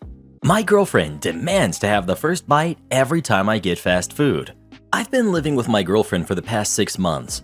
We're both in our early 20s and have an overall great relationship. From well before our relationship began, I've been a big fast food eater. There's an intersection in my city that hosts 7 different fast food restaurants, and I'll frequent basically all of them. Since I do shift work, I'm generally off the clock at around 11 a.m., and then being too tired to cook, I'll hit up a burger joint for a cheeseburger and some fries. My girlfriend always wants to have exactly 1 bite, exclusively the first bite, of every item I order. When I noticed this, I would start by contacting her on my way to the restaurant, asking if she wanted something. Her answer was consistently no, but when I get home and dig in, the crinkling of a fast food bag is like a Pavlov's bell to her. She'll immediately beeline straight for wherever I'm eating and ask if she can have a bite. I've asked if I could just leave her a little at the end. No, she wants the first bite. I've pleaded with her to just let me buy her food. No, she doesn't want to eat that much. I've tried ordering a bit more and letting her polish off the whole burger. No, she'll turn every item into a sampler platter and then throw away the food I bought for her after the first bite if I don't eat it. I don't like it. I don't like this bizarre culinary version of Jus Primae Noctis. Can somebody tell Reddit boy how to pronounce this? For the past few weeks, I've been eating in my car and discreetly disposing of the wrappers. I was just telling her I wasn't hungry after work, but the other day she found a garbage bag full of fast food wrappers in our bin on garbage day, and she's furious at me for lying to her. Am I the jerk for not sharing with her? Not the jerk. Stop hiding. Tell her if she wants food, you'll buy it for her, but her having to have the first bite of anything you eat is over now. If she wants to be mad over it, then let her be mad. Edit. A few things have come up, and the solution to it would be, if she orders food and only takes a single bite and tosses it, then she only gets food if she pays for it herself from now on. Agree. Better to be honest, but draw a hard line no to any sharing. If she wants something, she has to request her own item. I don't let anyone make me feel bad for being unwilling to share my food. Or at least start paying for any food she wastes when you do get her some. OP, you're not the jerk at all. Wasting is another issue, but I think OP needs to put his foot down first. OP needs to establish his boundaries. This is not okay. If he can't say no when she asks, he's essentially enabling her. It's not like he has to watch helplessly as she invades the food. It's his own darn food. He has a choice. Yes, he does offer her compromises, but why should she take them if at the end of the day, she can still get what she wants? None of this can work if he doesn't tell her no. Also, there seems to be deeper issues here than just food. Does she eat anything besides the one bite per item of what OP buys? Or does she restrict her diet to just that? The fact that she refused to eat her own portion or meal, even when it's bought for her and brought to her, is very alarming. When she's throwing out perfectly good food for just one bite, it's way worse than just a cute quirk. Not the jerk, OP, but next time when you get her fast food, take the first bite before you bring it near her. See how she reacts. Work your way from there. Best of luck. OP. Putting my foot down is not my strong point, as she tends to start debating and getting emotional. But you're right. The only way to stop this weird behavior is to tell her no. If she wants a bite of my cheeseburger, she can pry it from my fingers. What possible argument could she have for needing to have the first bite of your food? You're not the jerk here. Glad you're going to put your foot down. She'll argue that he doesn't love her enough to do this. Apparently, there's something called first bite, best bite, last bite, where you give the person you love the first bite, the best bite, and or the last bite. My partner often gives me any of these, but I never demand it. He just volunteers, and I'll volunteer the same to him. Like if he's cooking eggs, he eats the ugly ones and gives me the pretty ones. If we're sharing fries, the last fry ends up on the plate for ages because we're both leaving it for the other person. When we eat at restaurants and order different foods, we offer a taste of ours before digging in. But expecting and demanding a first bite of your partner's hamburger when you're not eating and when you could have had your own, that smacks of territory marking. I am not here for it. Bruh, whoever knew people were so weird about food? You're telling me. If you wanted the first bite of my burger, I'd tell you to go forget yourself. That's why I spit in your food, Reddit boy. Am I the jerk for just liking my coffee the way I like it? I live near a coffee shop that operates from a cart. They are a tiny shop with usually one person on, but sometimes two. Their cart is on the property of a restaurant and is owned by the restaurant, but slightly different. And I'm not a fan of the restaurant, but the cart coffee is honestly some of the best I've ever tasted. They run from 8 to 3 or so, but it usually suits me to come in around 2:50 to 3, but occasionally much earlier. Today I came just at 3 and saw the barista was still serving, so I hopped in the queue, with a group of women following behind me. As she started steaming the person in front of me's drink, she announced to the queue that they could order the coffee from the restaurant because the cafe was no longer serving past 3. Bear in mind it's 3:01-ish, and I had probably been in the queue right at 3, if not a few seconds before. Let me preface by saying the restaurant coffee is just not good. They say it's the same, but it's made by the waitstaff, not baristas, and it really isn't what I'm there for. I also am very health conscious and was mindful of going into a restaurant during lockdown just to order a coffee. The women behind me must not have minded because they went into the restaurant, but I figured I'd ask for my usual. The barista turned around to finish serving the person ahead of me and didn't even look at me. Bear in mind, I know her since I come here a lot. She knows my usual, always smiles and chats, and I've even asked her for some treats as she was locking up once, and she said she had wrapped them up for the night a while ago, but was extremely apologetic and remembers to offer me treats every time. When the person left, she finally looked at me. I ordered my usual and she repeated, I'll just ask if you could order inside since I've got to close up out here. I asked if she'd make an exception since I'm lockdown conscious, and she said just this once, but seemed off. I thanked her again for serving me, and she said no worries. But as she was closing up, I was sitting in their outdoor area on my laptop, and she would not look or smile at me as she usually does, and was barely looking my direction, even though it was like 3:05 by the time she made my order, 2 minutes later than if I hadn't ordered. I know what people will say about going to a place at closing time, but I was in the queue just in time. I think she would have happily made the exception for me if it weren't for the group behind me, and only asked us all to go because there were 3 or 4 of them. And I'm just wondering if I'm missing something because she acted happy to serve me 1 minute, but was then colder than usual. You're the jerk. You keep going at closing time and have repeatedly asked for special treatment. Asked them to stay open past closing for you, requesting free treats. You're incredibly entitled. Of course they'll be friendly if you're a regular and it happened once. You'd still be a jerk for just once, but they'd act nice out of professional courtesy.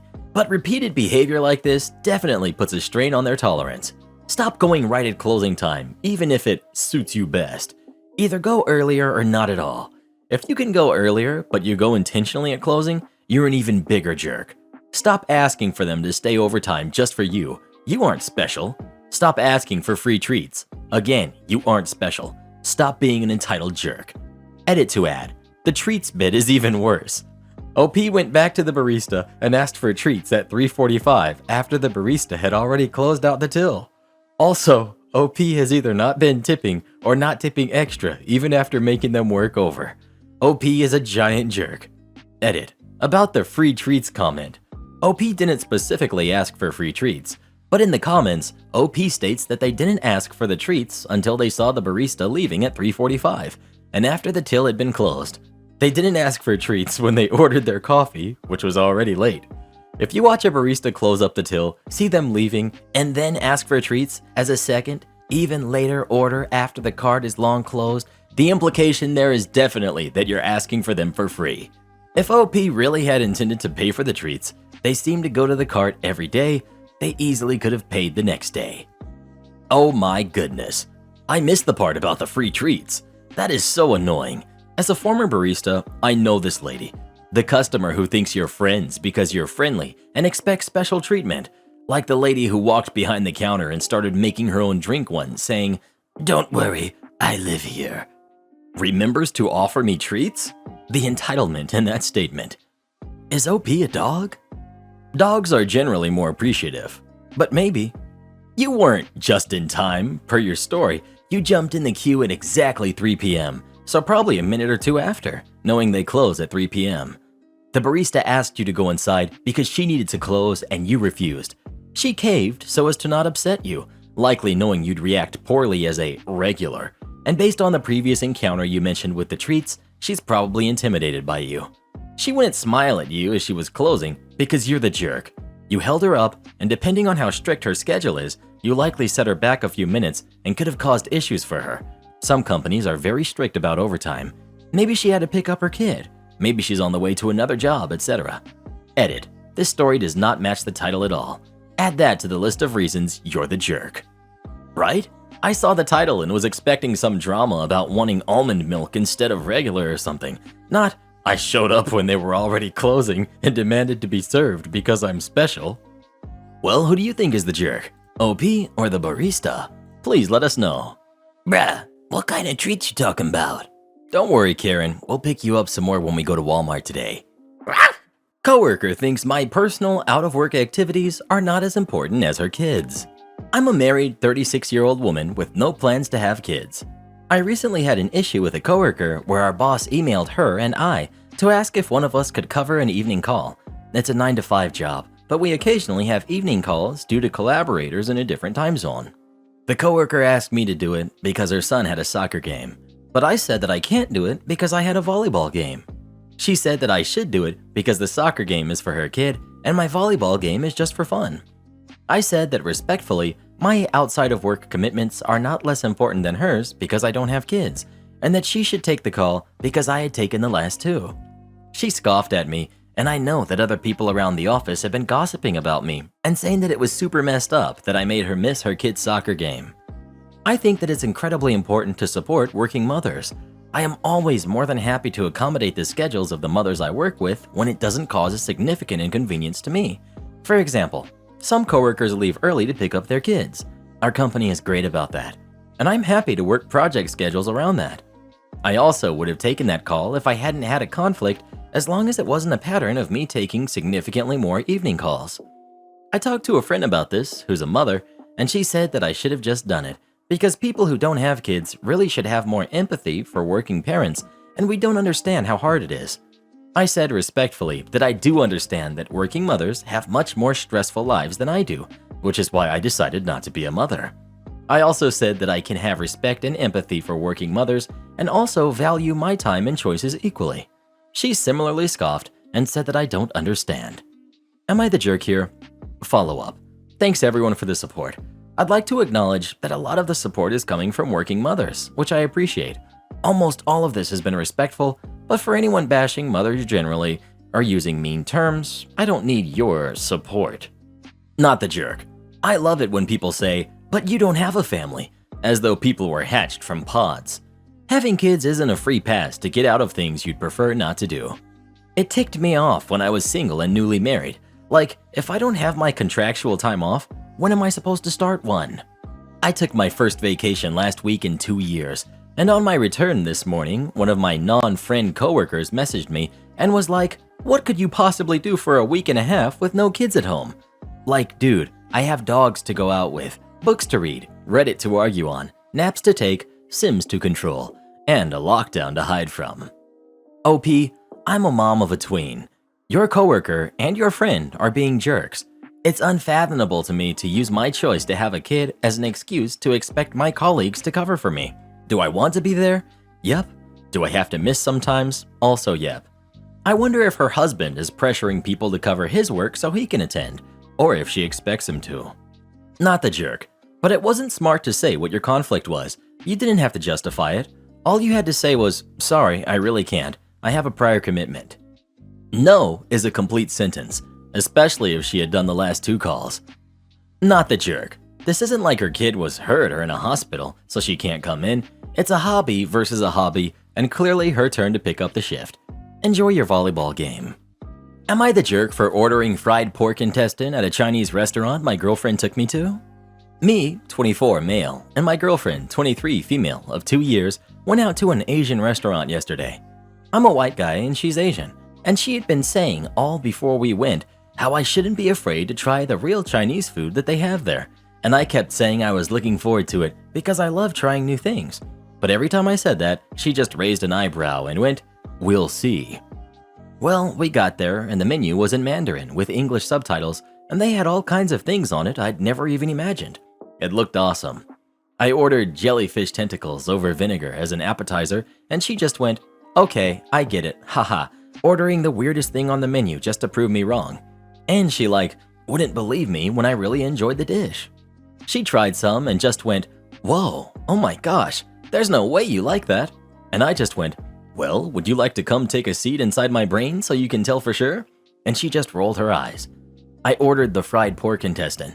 I've had tripe and I liked that, so I figured this would be cool, and the waiter was trying to discourage me from ordering it because he didn't think I would like it.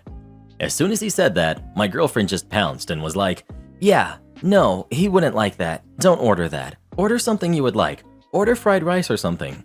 And I was like, "No, I want to try fried pork intestine, and I'm ordering fried pork intestine.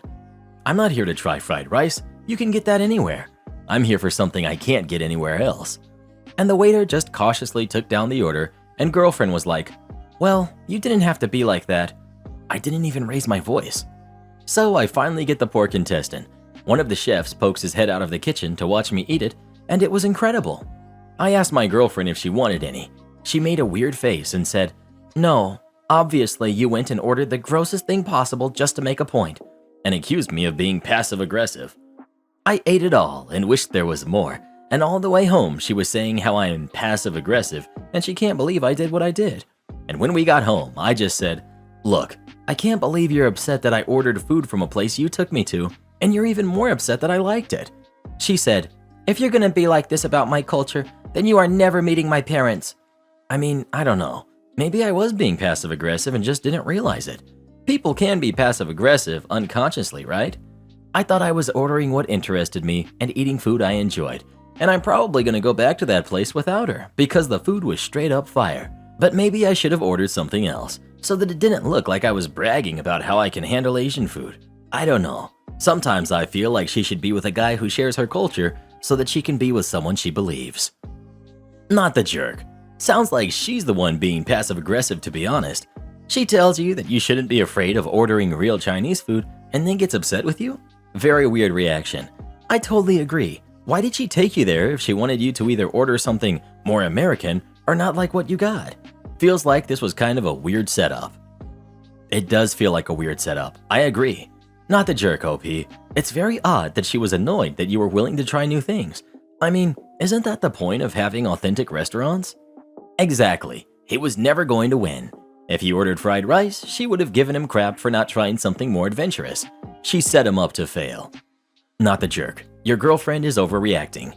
Yeah, pork intestines sound gross, but hey, kudos to you for enjoying the heck out of it.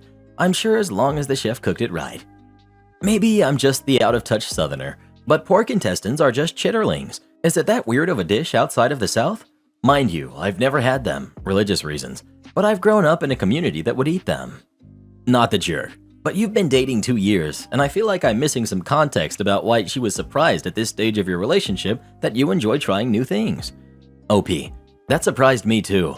I mean, I like sushi and mainstream Asian foods, so there was a range of Asian foods she knew I liked. But I guess she just didn't think it trespassed beyond the mainstream. She knows I like trying new things. It's been a thing before. I guess she just didn't know how far that went. Well, who do you think is the jerk? OP or his girlfriend? Please let us know. This is what's called a red flag. Leave her now, boyo, or you're gonna be dealing with this weird crap for the rest of your life. Am I the jerk for having my husband's friend kicked out for bringing his 4 kids to my child-free wedding? My husband, who's 30, and I, who am also 30, got married 2 weeks ago. We decided on a child-free wedding due to venue choice, food choice, alcohol, location, etc. We included this rule in every invitation, including the one my husband's bestie, Leo, who's 35, who is a widower with 4 kids. Leo complained to my husband about the rule, but that was that.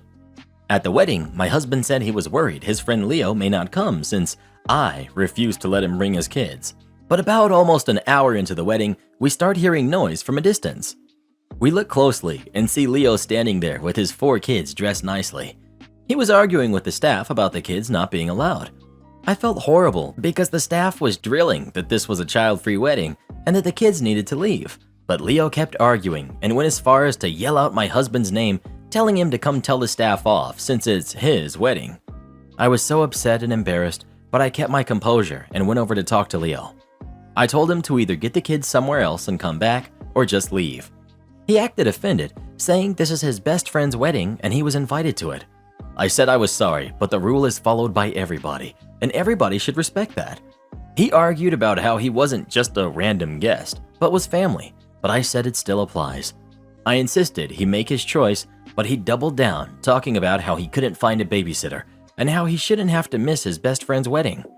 I had the staff escort him and his kids out after he kept pushing, which led to some of my husband's friends to complain, saying Leo has special circumstances because he's a widower, and it's essentially my fault for not providing babysitting options for guests. Wedding went on after that, but my husband was angry. He said that this is his best friend and that I just caused him to miss the wedding. He said Leo stopped answering his calls until today and has not responded to his messages because of what I did.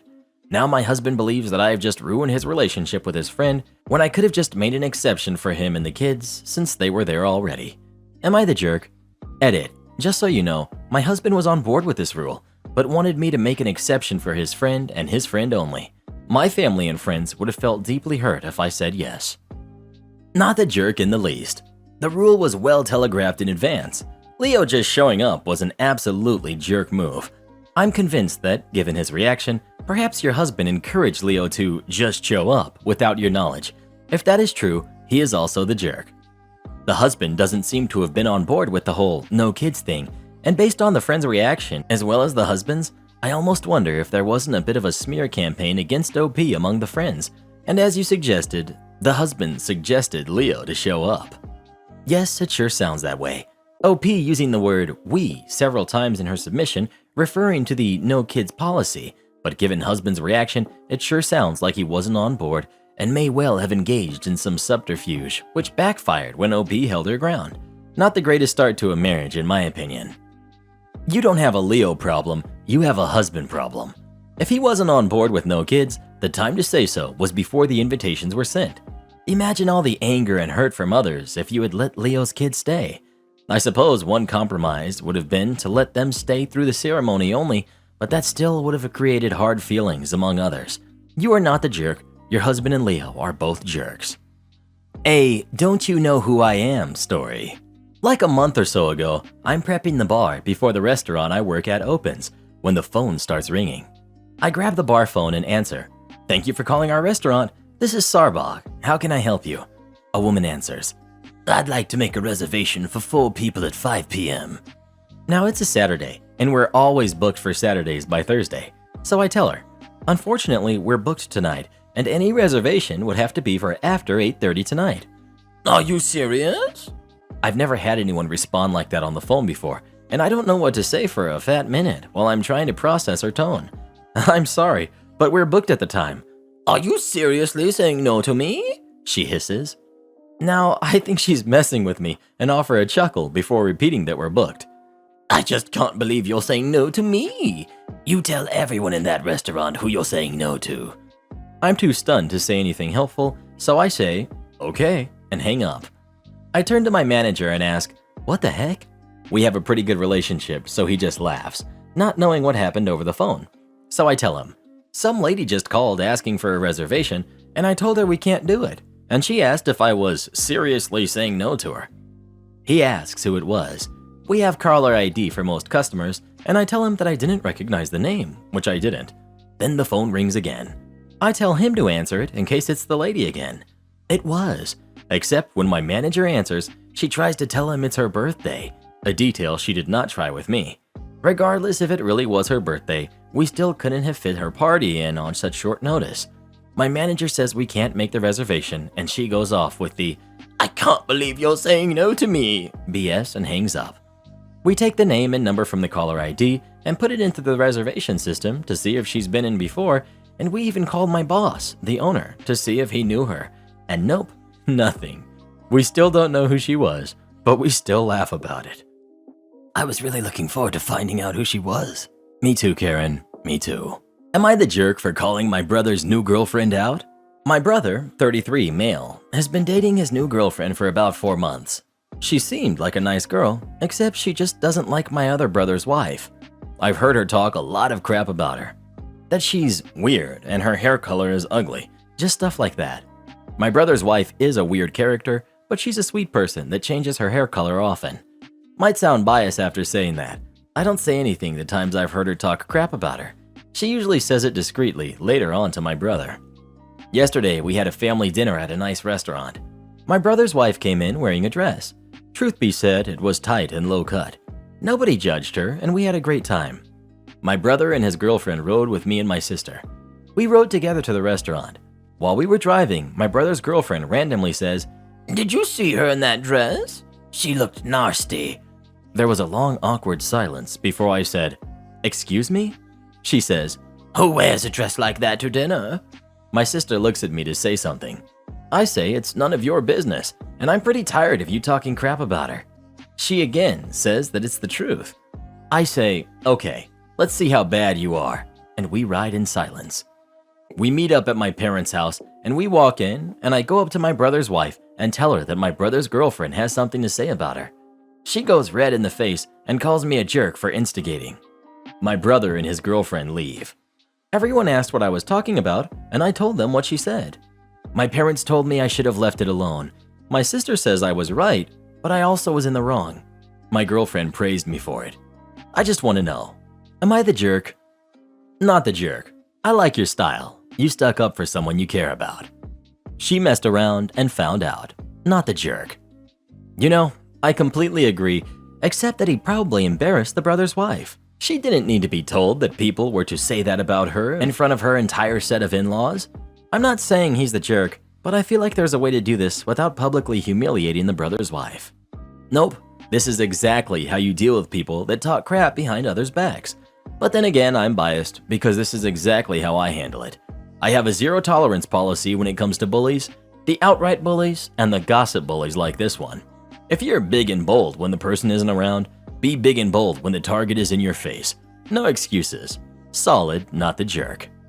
Trust me, I don't know where your rental is. I'm just enjoying my coffee. While my husband collects I don't work here lady incidents like a politician collecting bribes, I only have 3 of my own. This is one of them. This happened in the spring of 2018. My mother had traveled abroad to visit one of her relatives, so when she was flying back, I went to get her. We live about 3 hours away from the airport.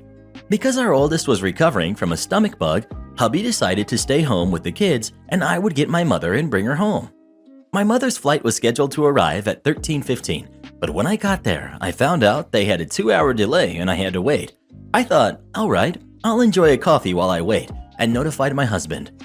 The weather was good, low 20s Celsius, with no clouds, and decided to have my coffee on the outside patio of a coffee shop. I grabbed my tablet and, because the airport is a bit windy, a yellow windbreaker. And apparently, that was the problem. I was reading my book on my tablet, enjoying my coffee, wearing my yellow windbreaker, when I heard a, Hey, you! I didn't think it was directed at me and continued reading. Then I feel someone looming above me and a, I'm talking to you! I looked up to see a man looking down at me. The following exchange had happened. Cast, we've got me. We've got Chad, the entitled jerk. We've got Karen, entitled jerk's wife. We've got police officers 1 and 2. Me. Yes? Chad. Where's my rental? Thinking that he was asking where the rental companies had desks, I replied that we were on the other side of a rival's area. Chad. Okay, be a good employee and bring it here. Me. I will certainly not do that. I don't work for the rentals. Yes, you do. Now go and get it. Me. No. The thing goes back and forth like we are 4-year-olds when Karen inserts herself in the conversation. Karen. Honey, what's taking so long? Chad to Karen. This employee here doesn't want to bring us our rental. Karen comes and grabs my windbreaker's lapel and puts her face uncomfortably close to mine. Karen. Listen, you little jerk. Me and my husband are very good clients. I don't care if you're on your break, but if you don't bring the car in 3 minutes, we will get you fired. Me, extremely upset at this point. Listen, jerk, take your paws off me, or we will have trouble. Karen. Oh, you threaten me? Me? Oh, you are so getting fired. At that point, she swings her arm, hitting the coffee, spilling it on the table, missing the tablet, and on me. Me, standing up. Buzz off, jerk! Go find your own rental. Karen, at that point, slapped me, while her husband was screaming at me. I flipped and slapped her back, which initiated a fight. When the initial argument began, a couple of bystanders had taken notice. The shouting had attracted a crowd, and when the fight started, somebody called the cops. 2 officers came and separated us. Officer 1. What happened? Chad. The employee refused to help us, and then attacked my wife. Me. I don't work here, you jerk. And your wife attacked me. Officer 2. Madam, language please. Karen. I want to press charges. Officer 1. Okay, all of you are coming with us. We ended up in the airport police station. One officer went to get the manager of the rental company, and the other reviewed the tapes with his boss. The rental company manager verified I wasn't an employee. They wear white shirts and black ties and a lanyard with their access ID. I was wearing a Cthulhu t-shirt and jeans. The cameras verified the attack. I pressed charges and left to get my mother. My wife expects me to pay her parents' mortgage. So I, 32 male, have been married to my wife, Allie, 33 female, for 5 years. Her dad was a restaurant/business owner, and her mom was a stay-at-home mom. Both of Allie's sisters got married to very successful guys and had kids. At the beginning of our relationship, I was starting my own construction business. I wasn't making a ton of money, and Allie's parents hated it. Her sisters always tried to set Allie up with their husband's friends. Her father disapproved of our wedding and forced Allie to ask for a prenup if she wanted help with the wedding. Allie also asked for us to have separate finances. We've had a loving marriage so far, even with the rocky start. But whenever she visits her family, I tend to not go. So Allie's dad made some bad investments, got did over by his partner, and his business took a big loss. Due to this, him and his wife are struggling to retire like they had hoped to. Allie's sister came up with a big surprise for their parents for their 40th wedding anniversary. They would pay off their house and send them on a vacation to celebrate retirement. Whole thing would cost them around $30,000. Each sister would be responsible for $10,000. Allie has always paid for the things regarding her family, and I pay for mine. She gets along with her parents, however, and will buy things for them sometimes. So Allie is a school teacher, and when she found out the plan, she asked me for $8,000. I literally laughed. I said her parents were awful to me, thought I was a broke loser, and you asked for a prenup, that our finances were separate because she asked for it and I don't plan on changing it. Allie said she didn't have the money right now, but would pay me back, which I know is BS and isn't something I'd consider anyway, as I intend to not help her family out anyway. Allie and her sisters got on a Zoom call to talk about it. I was called into the meeting and asked by the sisters to have some empathy. I told them I made my decision and then was berated. Her sisters went off how I'm holding a grudge still, how I should be willing to help my wife, and how it's just money. I said how neither of them have worked a day in their life. One's a stay-at-home mom, and the other divorced their doctor husband and gets alimony. How neither of them gave me a chance 6 years ago. How neither of them are using their money either, just using their husbands like they always do. That Allie asked for a prenup because their dad thought I was a loser, and now he needs my help? That Allie should have managed her money better. I told them both never to ask me for a favor again. After we got off the call, Allie said she feels like I'm being unfair and petty, that I've helped my parents out before, which is true. I bought my dad a new $30,000 truck about a year ago. I said that's because my silly business took off and I can afford to do those things, and that her parents are her responsibility and I don't owe them a thing.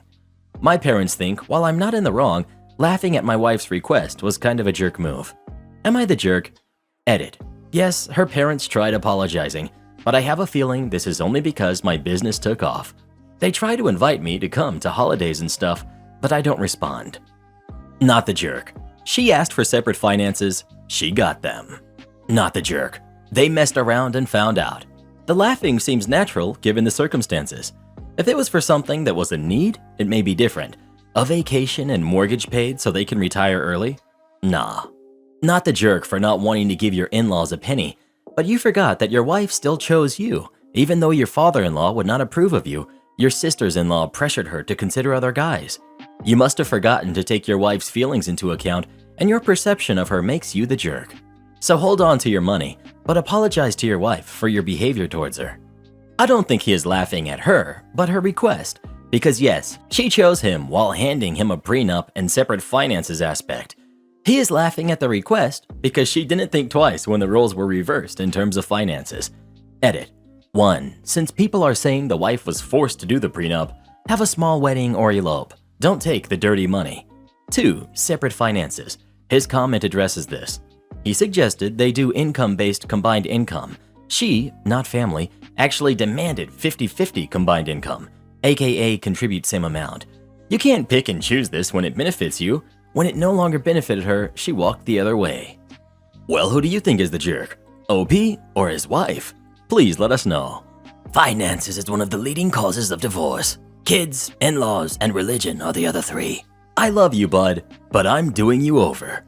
I'm a millwright who specializes in rebuilding natural gas turbines.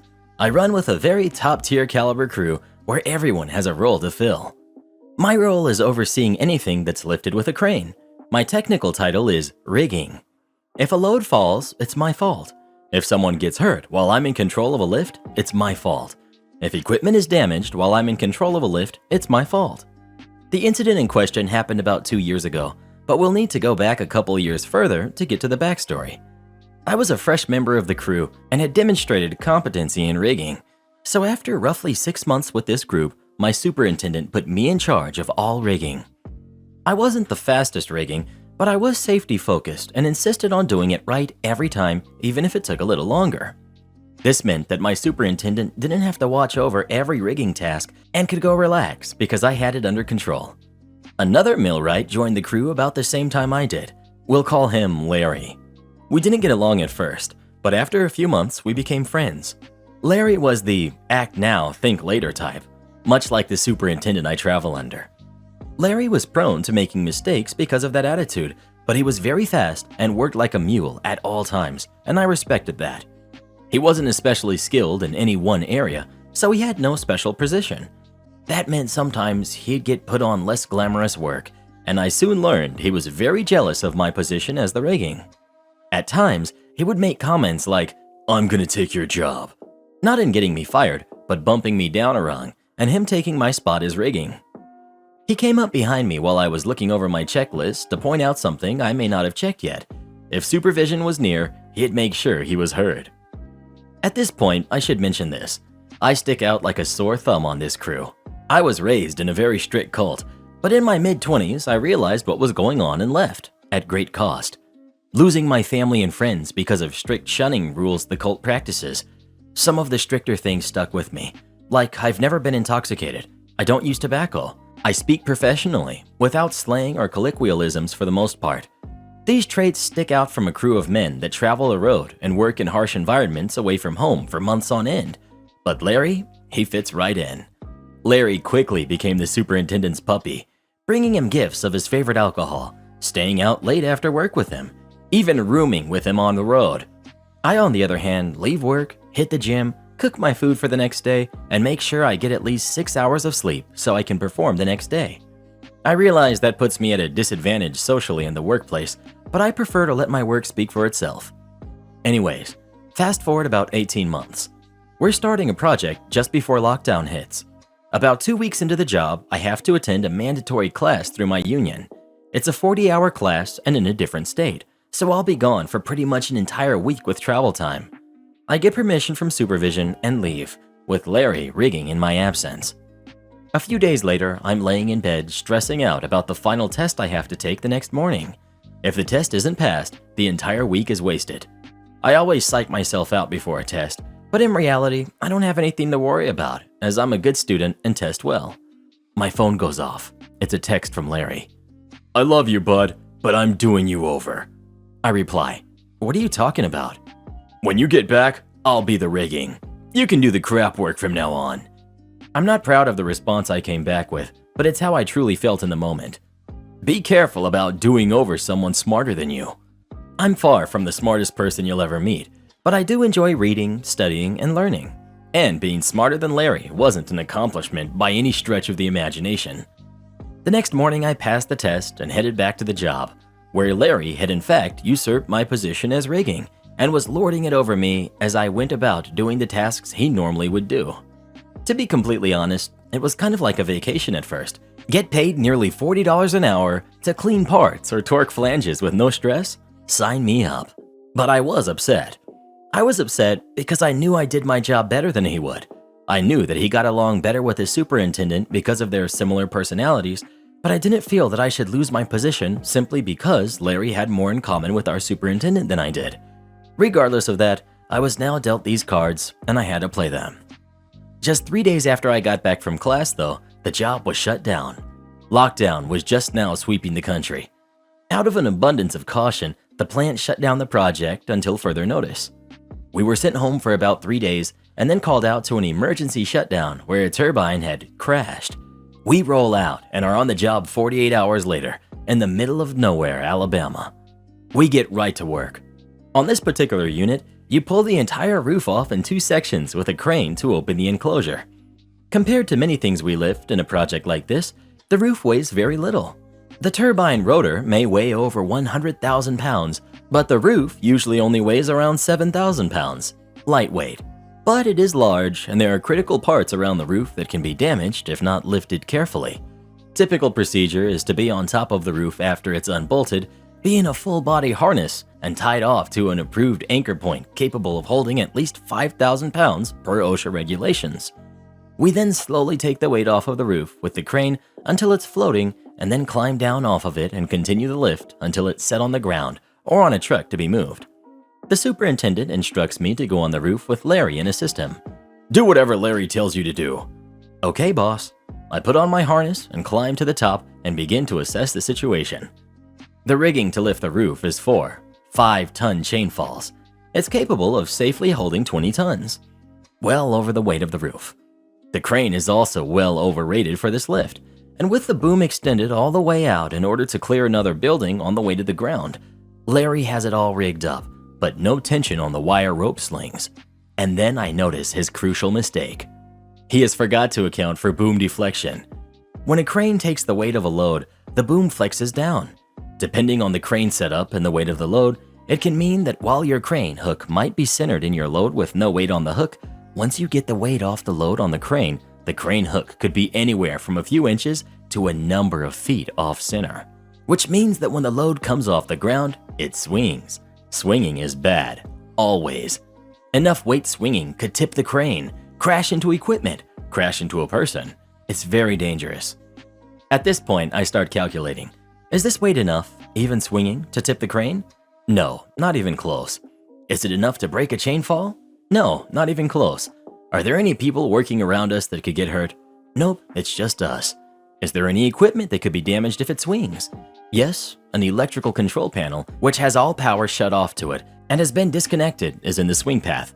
I decide to let Larry do this to himself. He looks at me and asks what I think. I tell him, "This is your show, boss." He asks what I mean. I look him in the eye and draw my finger across my throat. He gets nervous because he knows exactly what I mean. Starts double checking everything. He still doesn't notice the boom deflection. After a couple minutes, he decides I must be talking trash and proceeds with the lift. I stop him and remind him to tie off with his harness. He doesn't realize it, but we're about to go for a ride. Generally, when I'm rigging, I first find out what the thing I'm rigging to weighs. It's a vital piece of information. If I know what it weighs, I can have the crane operator track how much weight he has on the crane, and I'll be able to know when the object should start to pick up. If we get to over 10% more than the object should weigh, there may be something stopping it from moving, and we need to stop and reassess the situation. Rigging could fail. The object you're lifting could jump into the sky. All kinds of mayhem may ensue if a hidden bolt holding something together breaks because you used too much force to lift it. I ask Larry if he knows how much the roof weighs. He doesn't. I do, but I don't tell him. He starts signaling the crane to slowly hoist up. The operator complies and starts lifting. I'm watching the boom get pulled more and more off center. We're probably 2 feet from the center of the load at this point, meaning a swing that could travel nearly 4 feet. I stop Larry and ask him to see how much weight is on the crane. 11,000 pounds, 4,000 more than what it should weigh. This roof is in a bind because we're not picking it straight up, but at an angle. It's either not going to move or we're about to fly. I brace myself. Hoist up slowly, Larry calls over the radio. Boom! The whole roof shoots a good 2 feet into the air and swings wildly towards the control panel. Larry and I are riding it like pirates in the crow's nest of a hurricane. We crash into the control panel, bending it over at a 45-degree angle, destroying most of its components. People start pouring out of the nearby trailers to see what the commotion is all about. The crane operator is yelling over the radio, asking what the heck just happened. I'm smiling. Larry is shaking. He sees me smiling and knows that I knew. We get the roof set on the ground and are met by our superintendent. He's chewing Larry out hard. He gets to me and asks why I let it happen. I just say, I just did what Larry told me to do. The superintendent is no dummy. He's seen a thing or two and knows exactly what went down. Larry is demoted and I'm reinstalled as rigging immediately. And a few shifts later, it's all smoothed over.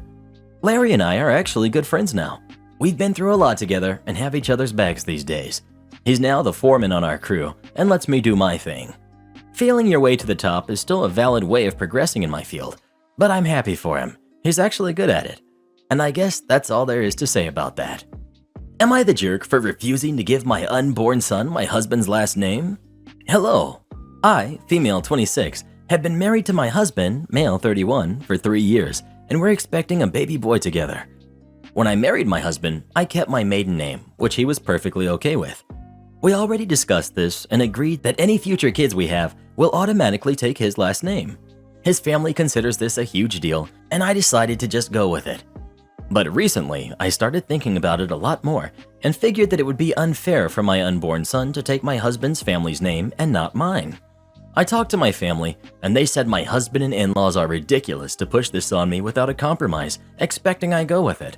So I went home and told my husband that I've changed my mind about the last name thing and want to either have both our last names combined or my last name to be given to our son. He was confused, saying we had an agreement, and then asked what was the cause of this sudden change of mind.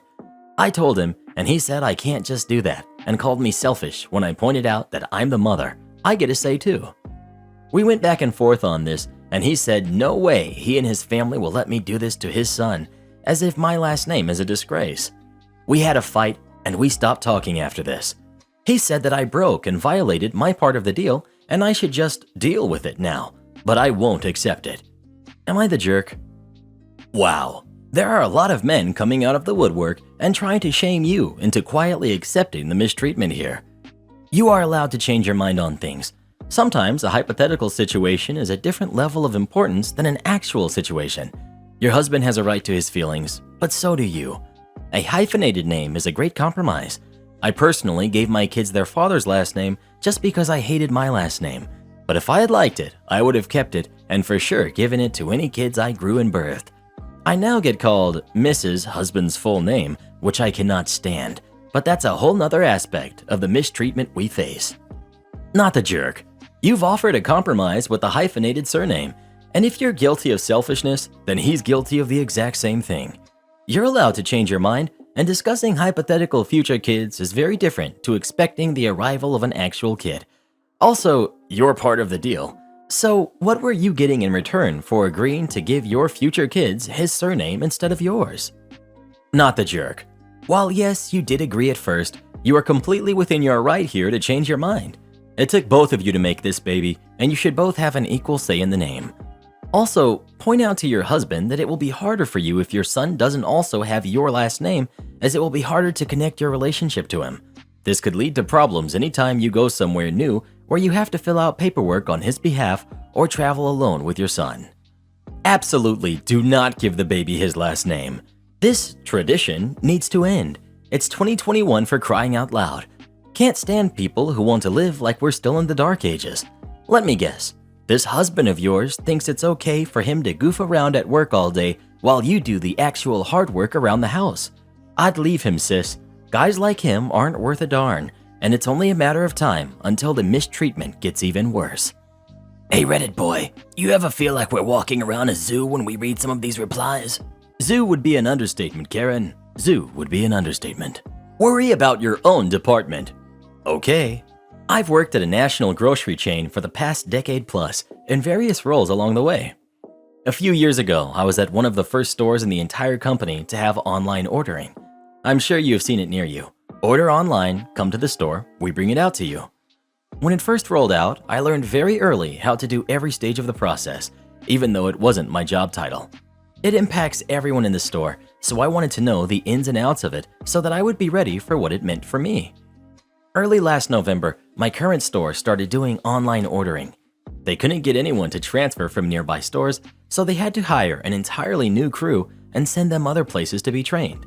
This training only lasted a few days, then the system went live. Even the department head was one of these new hires. No one knew what they were doing. Whenever someone pulls up to get their order, a loud doorbell in the pickup office rings. This office is right by my department in a major hallway, so I can hear it. In the first week, this doorbell would ring and no one would come back to the department to get the order. They'd just keep shopping for the order they were working on. They had a phone on them that also chimed, but they ignored it. This led to long wait times and unhappy customers. I started paging over the intercom anytime a customer was waiting for pickup. I would get orders ready, so the pickup clerks just had to take them out, whatever. My department never suffered for this help. It was something I could do quickly and efficiently to help keep them afloat. Well, one time a customer called the store directly and I happened to answer it. She said her pickup time was at 1. She got there at 1 and she had been waiting for 30 minutes. She was upset. I got her name and checked the computer and saw that the shopping for her order wasn't even complete yet, and none of the pickers were shopping for that order. They were picking orders that weren't due for pickup for another 3 hours. I called my store manager and told her what was going on. She yelled in my ear, "Why are you even answering the phone for them? You need to stop making pages, stop hovering over that department, and worry about your own." Not what I expected, considering I had the most experience with online ordering, and these new hires had no idea what they were doing.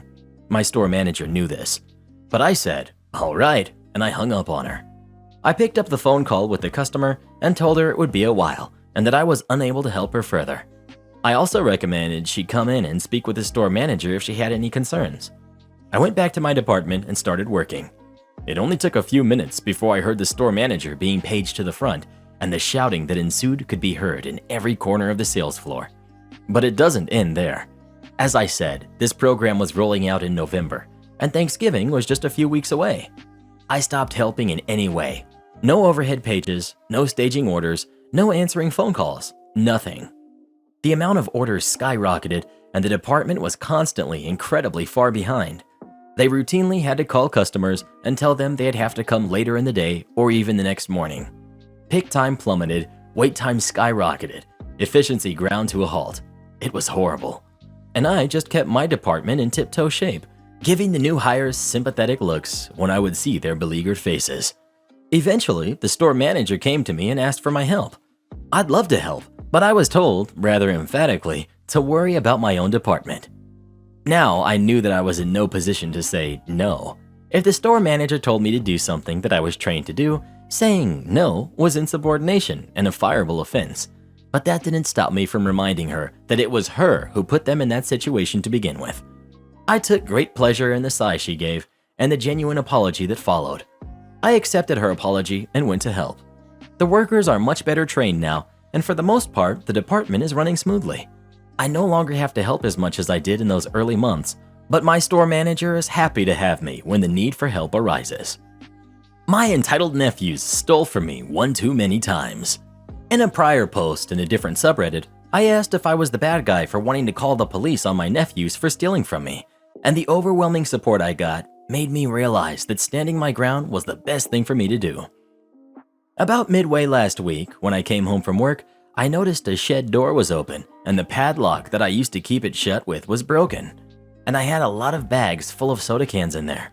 I and my friends tend to drink a lot of soda, so I built up a lot of cans over the course of about a year. And I was about to cash them in at the bottle drop soon because I like big payouts. It's 10 cents a can where I live after all. But there was more than just my bags of cans missing from the shed too. They took my gardening shears, a steel rake, 2 shovels, one of them being one of those folding camping ones, a full 2-gallon gas can, a cheap power drill I got for like $5 used, an electric hedge trimmer, and a small electric chainsaw that was also used. They didn't touch the lawnmower, weed whacker, extension cords, or the old radio I had in there. No idea why they took what they did, but I guess they figured they could resell them or something. I checked my camera footage, and there were my 3 nephews, ages 16, 15, and 14, breaking into my shed with one of their dad's large claw hammers. I recognize the hammer because it's bright yellow and black, and their dad has a bunch of them. It only took them a few hits to smash that cheap lock. After they first broke into my shed, they took what they could by hand, and then they came back with some shopping carts that I'm guessing they also stole. But it took them a few trips to get all of the cans, and they didn't bother to even try and close the door when they were done. My sister and brother-in-law first denied their kids stole anything from me, so I went to their house and showed them the security footage from my cameras. I had not told them I had had cameras installed, and the reason I had the cameras put in was because of prior thefts by my nephews. It started with food and snacks, and then moved on to DVDs and video games, then pretty much anything they thought they could smuggle out after that. And anytime I made them return stuff they had stolen from me, I was treated like the bad guy, and then got the fakest apologies I've ever heard. And they never got in much trouble from their parents either. The final straw happened last year when my nephews broke into my house and stole 3 6-packs of my favorite beer from the fridge. They used my hidden spare key to get in, and also used my bathroom and didn't even flush it, and also went all over the floor, and I'm pretty sure it was intentional. The beer they stole was hidden in one of their bedrooms when I confronted my sister and brother-in-law about my nephew stealing it, and I was basically given an equivalent to "boys will be boys" when I wanted them punished. So I had the cameras put in and told no one, which was a smart move. When my sister and brother-in-law saw the camera footage of my nephew stealing from me, they seemed furious, but they were actually madder that their boys skipped school to steal from me. They had spent all day making repeated trips to the bottle drop and cashing the cans by machine. The bottle drop also pays by machine, so they just kept bringing the cans in until they cashed them all. And then they bought video games and junk food with the money. Said money actually amounted to nearly $200. With that and the destroyed padlock, I told my sister and brother-in-law that they now owed me $200. My sister and brother-in-law went from being angry at their kids to making excuses for them, and then being angry at me for wanting that money back when I know they have 3 kids and a mortgage. I said it was either that or I go to the police and press charges. They told me to get out, and I said they have 2 days to decide how to pay me back before I go to the cops. I got back everything else my nephew stole, though they had already used the gas for something else. But over the next couple of days, my sister and brother-in-law were blowing up my phone with a ton of messages, both verbal and text. At first, they were calling me heartless because it was right after the holidays and they have 3 kids and a mortgage. Then they started gaslighting me. They were even threatening me. And all of this would go in a repeating cycle. My nephews chimed in from another cell phone and were sending me lots of messages of their own, which were more fake apologies and gaslighting. My eldest nephew even sent me a picture of himself holding a soda can and giving me a gesture.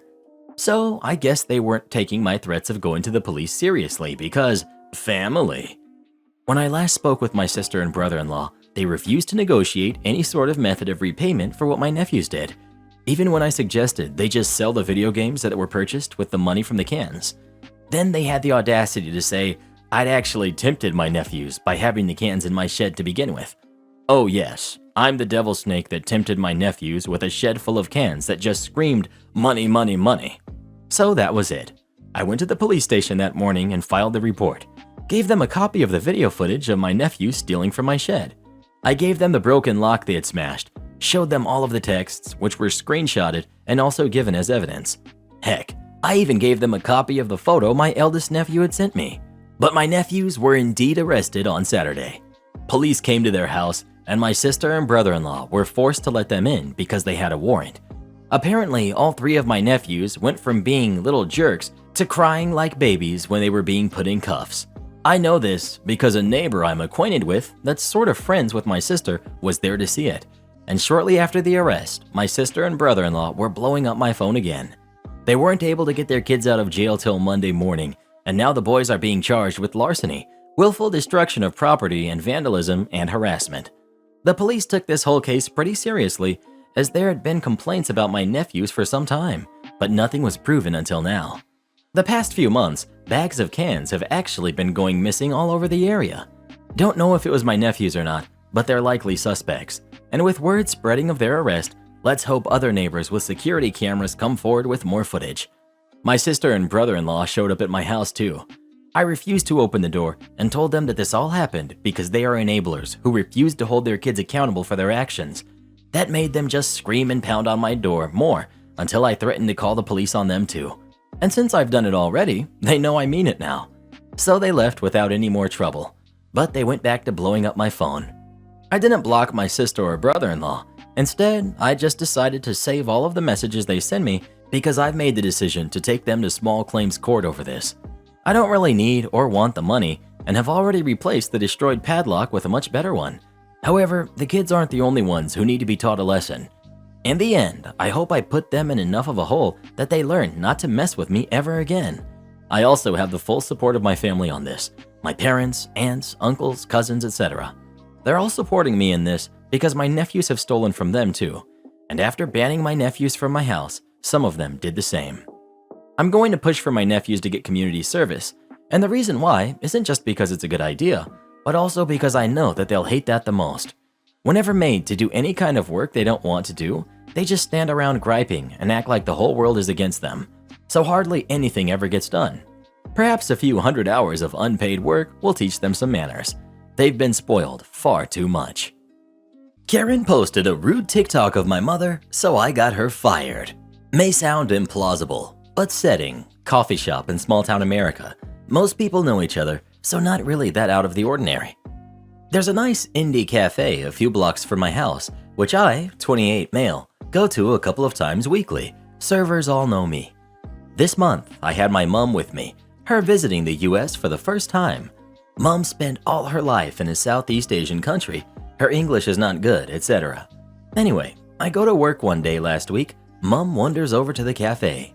I get home that night, ask Mom how her trip to the cafe was. She says it's nice, told me what she got, and oh no, I forgot she doesn't know about tipping here. Where she lives, there's a large service charge included, so you don't really tip in eateries, and definitely not in small ones.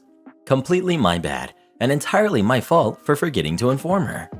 I ask her which server. She describes someone I know as Jane, around 25, female.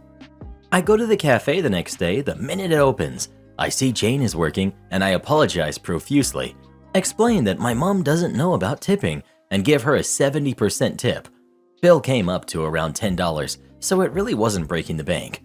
She's understandably slightly cool, but I apologize to the best of my ability. I thought that was that. No, 2 days later, a colleague texts me a link to a TikTok. Jane apparently has a sizable TikTok following where she talks about being a barista, her customers, how to make X or Y drink. Nice stuff. Except a video from the day my mom visited, where Jane videoed the back and side of her head, made jokes about people coming over from who knows where and not tipping because it's man-eat-dog world out there. Quietly barked on video. She didn't seem to notice it was at her. Lots of shares and likes and comments, by the way. Gave her the benefit of the doubt. Went over the next day and politely asked her to take it down.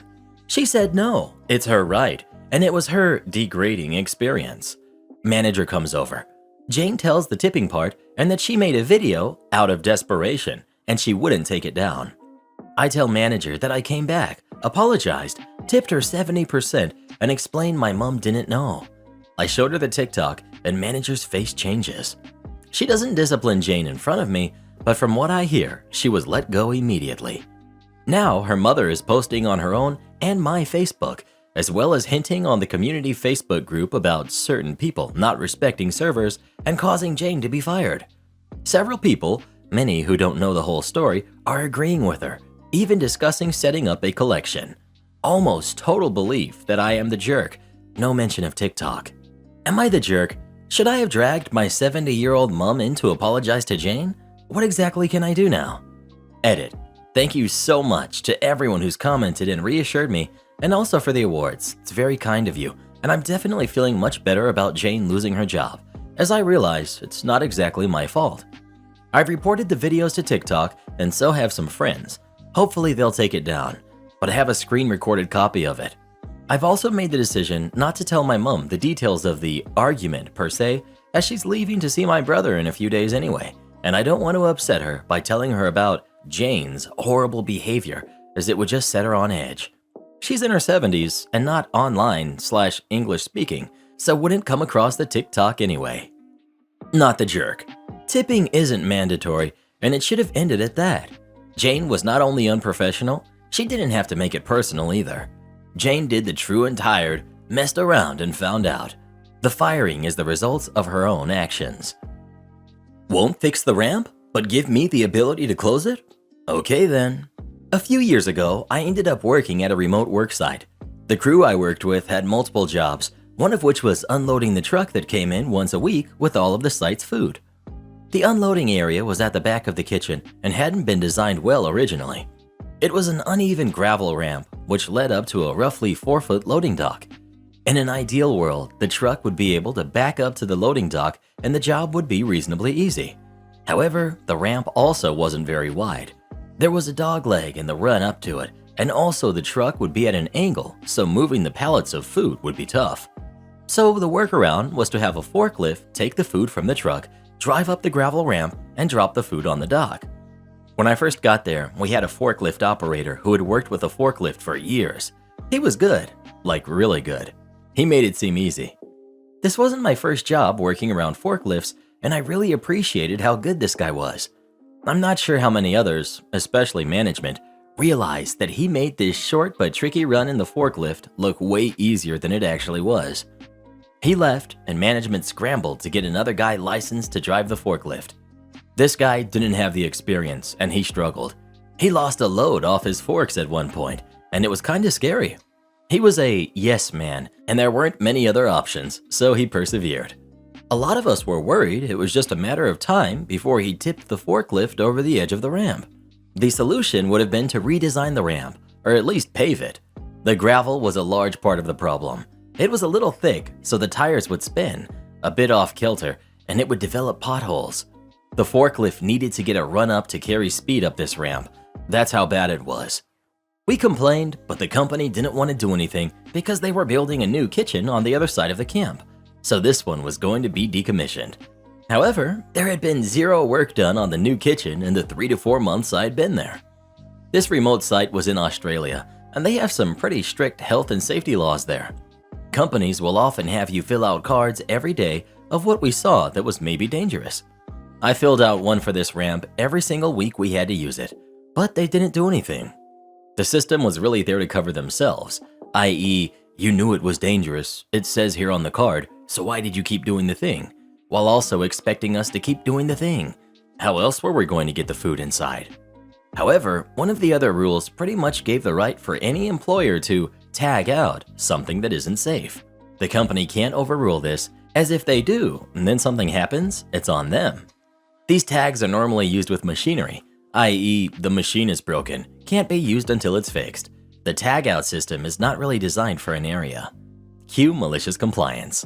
The ramp is broken/dangerous. I decided I'm going to tag it out. I collected some cones and ropes and tagged it out. Went straight into the office to tell management what I did. Their faces were priceless. They had a week to come up with a solution, as I did this immediately after we had unloaded the weekly food drop. At first, they told us that from now on, we'd have to walk the boxes of food up to the storage areas. This was obviously an attempt to turn the other crew members on me. However, the cooks stopped that idea in its tracks. The weather was hot, the majority of the food was chilled or frozen. We were only so many. There would have been a lot of food waste. So after a day or so, they got to work putting in a paved path for the forklift. It was the bare minimum they would do, because they were building a new kitchen. But apparently it cost them $7,000 and pulled guys away from other duties to do it. Needless to say, I was not a popular person, and I heard that some of management wanted to fire me, but there was nothing they could do. I left 2 months later anyway. Am I the jerk for refusing to pay half of my boyfriend's mortgage?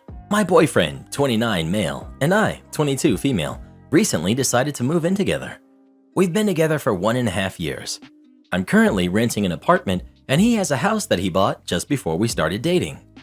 Before moving in together, we thought it would be best to discuss finances. He's a doctor, and I'm a social media manager. He told me how much he makes, and it was more or less what I expected. When I told him how much I make, he kind of laughed and said I'm supposed to tell him how much I make per month, not per year. I told him, no, that's how much I make per month. His shock was understandable to me. I make 150% of his salary.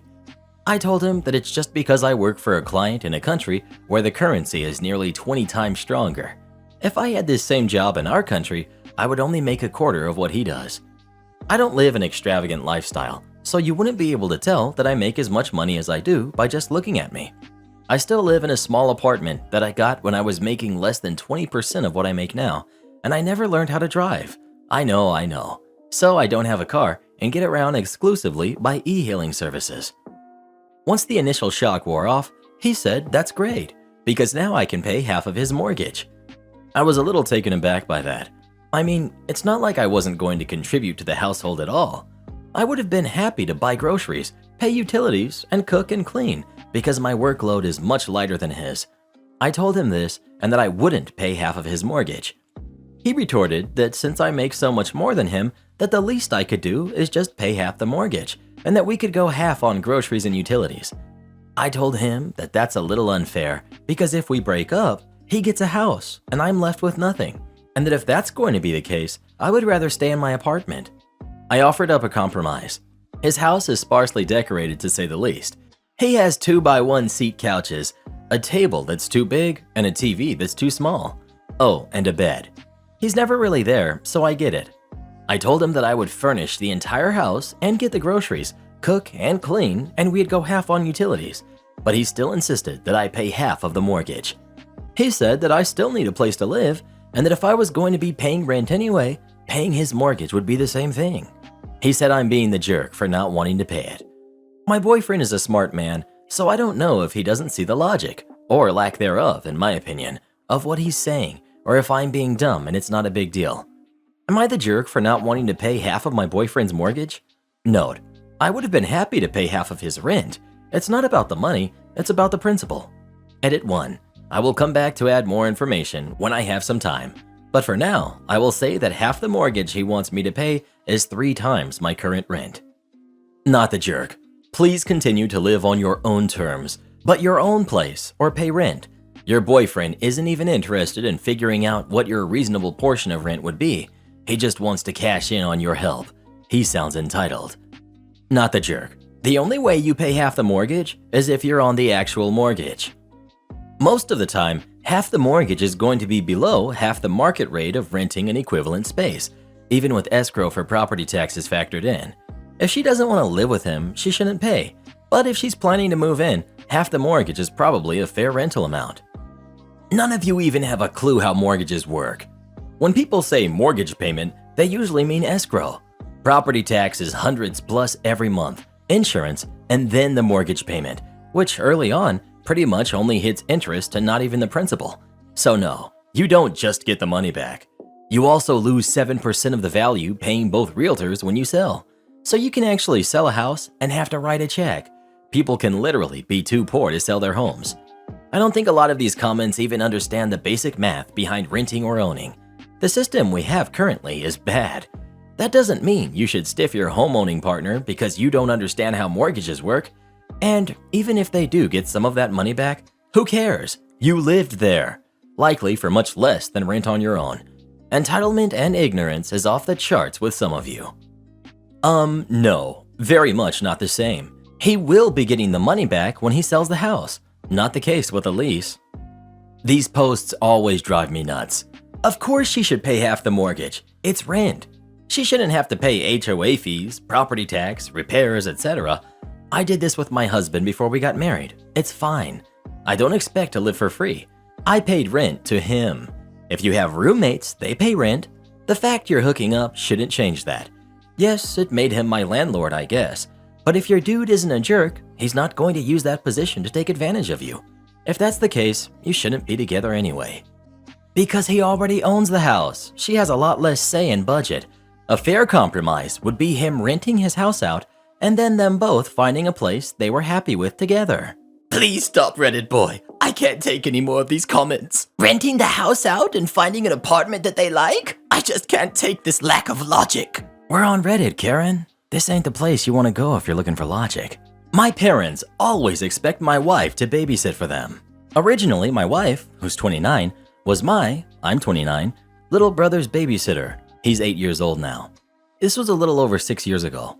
My parents, who are 45 and 46, hired her and she accepted as a short-term gig so that she could make extra money to pay for her last college courses she needed to graduate. Me and her spent some time together when she was at my parents'. I fell hard for her, then a few months after she stopped working for them, we started going out. Accidentally got pregnant only a couple months later, but we made it work.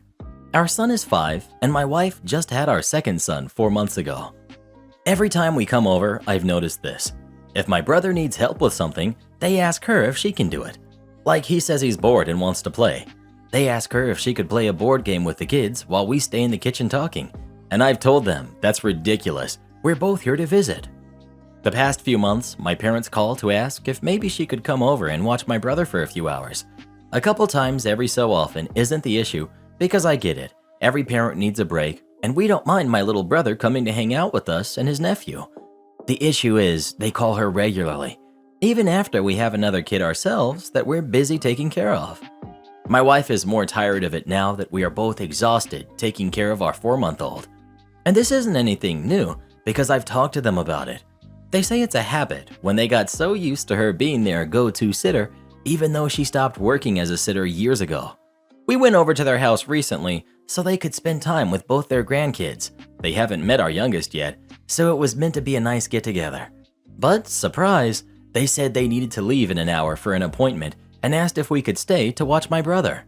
I told them we had things to do after this, and they go, "Well, Michelle can stay and watch him then." My wife was annoyed.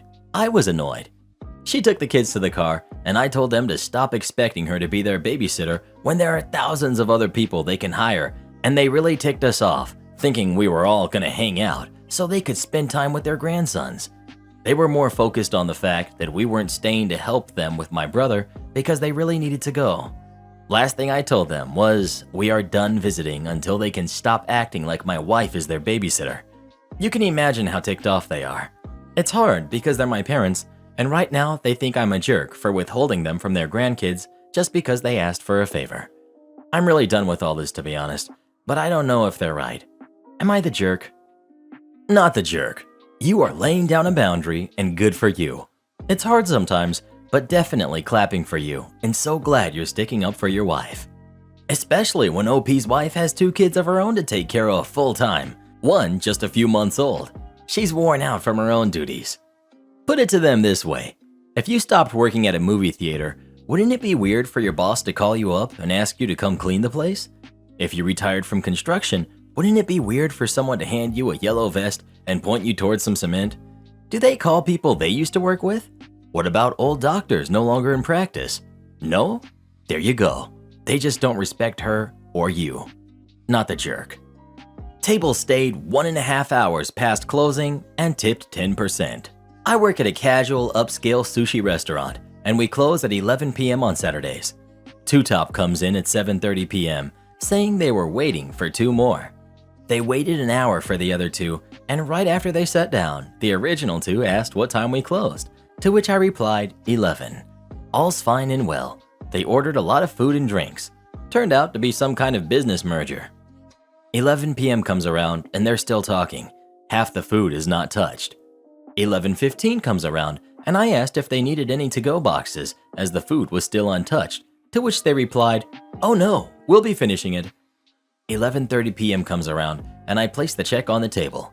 Hilariously, everyone simultaneously put a bite of food in their mouth, even though I had been watching them like a hawk and knew they hadn't touched their food since 11. They were my last table, and all my side work was done. 11:45 p.m. comes around, and I asked if the check was ready, knowing darn well it wasn't, because I hadn't seen anyone touch the checkbook. They proceed to fight over the check, and the 2 that arrived an hour late gave me their card. I process their payment and return it to them. 12 a.m. comes around and I return, gently reminding them that we closed at 11 p.m. and that they are the last guests in the restaurant. The dishwashers were gone, so I knew I was going to have to wash all the dishes that were still on their table. They acted like they were surprised and said they'll be out of my hair soon. 12:15 a.m. comes around, and I just bring them a bunch of to-go boxes and bags because forget it, I want to leave. 12:17 a.m. comes around, and my manager decided to step in. He told them that all the remaining staff were waiting for them to leave, and that if they enjoyed our restaurant, to return during normal business hours. They acted surprised again and stood up, gathering their coats and stuff. I bust their table and wash all their dishes. 12:30 comes around. I finish their dishes, and they're still talking while standing up around the table. Seriously, can't you do that outside? I start sweeping super close to them, and then they leave. Their bill was $588, and they left me $50. Edit. I get paid $1 above minimum wage and make about $200 to $400 a night, so I'm very comfortable here and don't mind doing extra work. The dishwashers leave at a certain time. I'm pretty close with them, and I wasn't doing anything except waiting for the guests to leave, which is why I did the dishes. Also, I generally don't mind guests overstaying because I have always been tipped very well. But this table stayed from 7:30 to 12:30 and tipped me 10%, so that's why I'm big mad. It's a huge failure on your manager's part to allow this to happen. I'm sorry you work for such an ineffective manager. OP. Honestly, because we're slightly upscale, we tend to get a lot of people that overstay their welcome for some reason. Once we had multiple parties stay 2 hours past closing. This one was just particularly bad because they were the last ones in the restaurant, like since 11:10 p.m., so everyone was just waiting for them. Am I the jerk for taking my oldest kid to my sister's child-free wedding? I'm still shocked this whole thing happened, but I want to hear some outside perspectives, so here I am. I have 4 kids, who are 11, 14, 16, and 19. A while ago, we all received an invitation for my sister's wedding. That's me, my husband, and all 4 of my kids. Her wedding was in a different country, but it was at a good time, so we could all go. We booked everything and were all ready to go. We got there a bit of time before the wedding, quite literally a few days before the wedding. I was informed it was going to be a child-free wedding. Look, I have no issue with child-free weddings, but I was a bit frustrated. I mean, if I had known it was going to be a child-free wedding, then arrangements could have been made so that we all didn't have to travel. We were all invited, so I was just annoyed that things were switched up. But I can also understand that weddings can be stressful and sometimes things are going to change. I spent quite a bit of time trying to find a place for my 3 youngest to stay during the wedding, but I sorted it all out eventually. Okay, it was wedding day. No more changes had been made, everything was good. We were on our way when I get a message that my sister was excited to see you too. I was a bit confused because, of course, 3 of us were going. I just decided it was probably an error and didn't worry. We got there, and my sister seemed very surprised to see my oldest, and not a nice surprised either. A pretty condescending surprised. But again, it's her wedding day, she's probably nervous. I'll let it go. During the wedding, I couldn't help but feel she was ignoring us. I don't know, if none of this ever happened, I wouldn't even care because, again, it's her wedding, and she doesn't have to pay equal attention to everyone. But with everything else, it just felt weird. After the wedding, she sent me a message that it was nice to see me there, but she would have appreciated it if I had respected the child-free part. I replied saying I was so happy for her and enjoyed every second of the wedding, and I thought I had respected it, but if there was a miscommunication, I was very sorry. She told me that there was no miscommunication, that I had disrespected her and I should apologize. I basically reiterated what I had already said and didn't apologize. Am I the jerk? Edit. For those wondering about the invitation RSVP, the invitation said, bride and groom would like to invite all 6 of our names, and we were all asked to RSVP by email, which I did. I had also seen my sister between this and the wedding, and it was clear she knew we were all planning to attend. And yes, this is about my 19-year-old. I use the definition of kid as son or daughter, not as under 18. Sorry for the confusion. Not the jerk. So the wedding wasn't initially child-free, and they just decided that it was a couple of days before the wedding, after you had traveled with all your kids, when she had initially invited everyone? That's messed up. Your sister needed to communicate that it was child-free well in advance if that's what she wanted. That's not the kind of thing you spring on your guests last minute. Also, a 19-year-old isn't a kid, so you didn't take a child to a child-free wedding. Honestly, I don't know what your sister was thinking. This whole affair sounds like a mess. Am I the jerk for not snowblowing the new neighbor's driveway? Our old neighbor, Mr. B, passed last year. He was a very sweet old man, kind of like the neighborhood grandpa. He was a widower, and the last couple years started having mobility issues. When it snowed, we would go over with a snowblower and clear his driveway and salt the walk. In the summer, if I was out mowing, I would do his lawn too.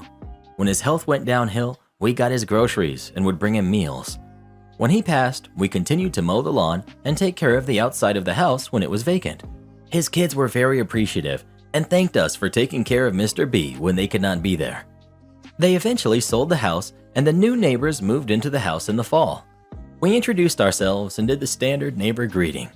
We noticed they didn't have any lawnmowers or snowblower, so we told them that they should get those things sooner rather than later since we typically start getting snow in November.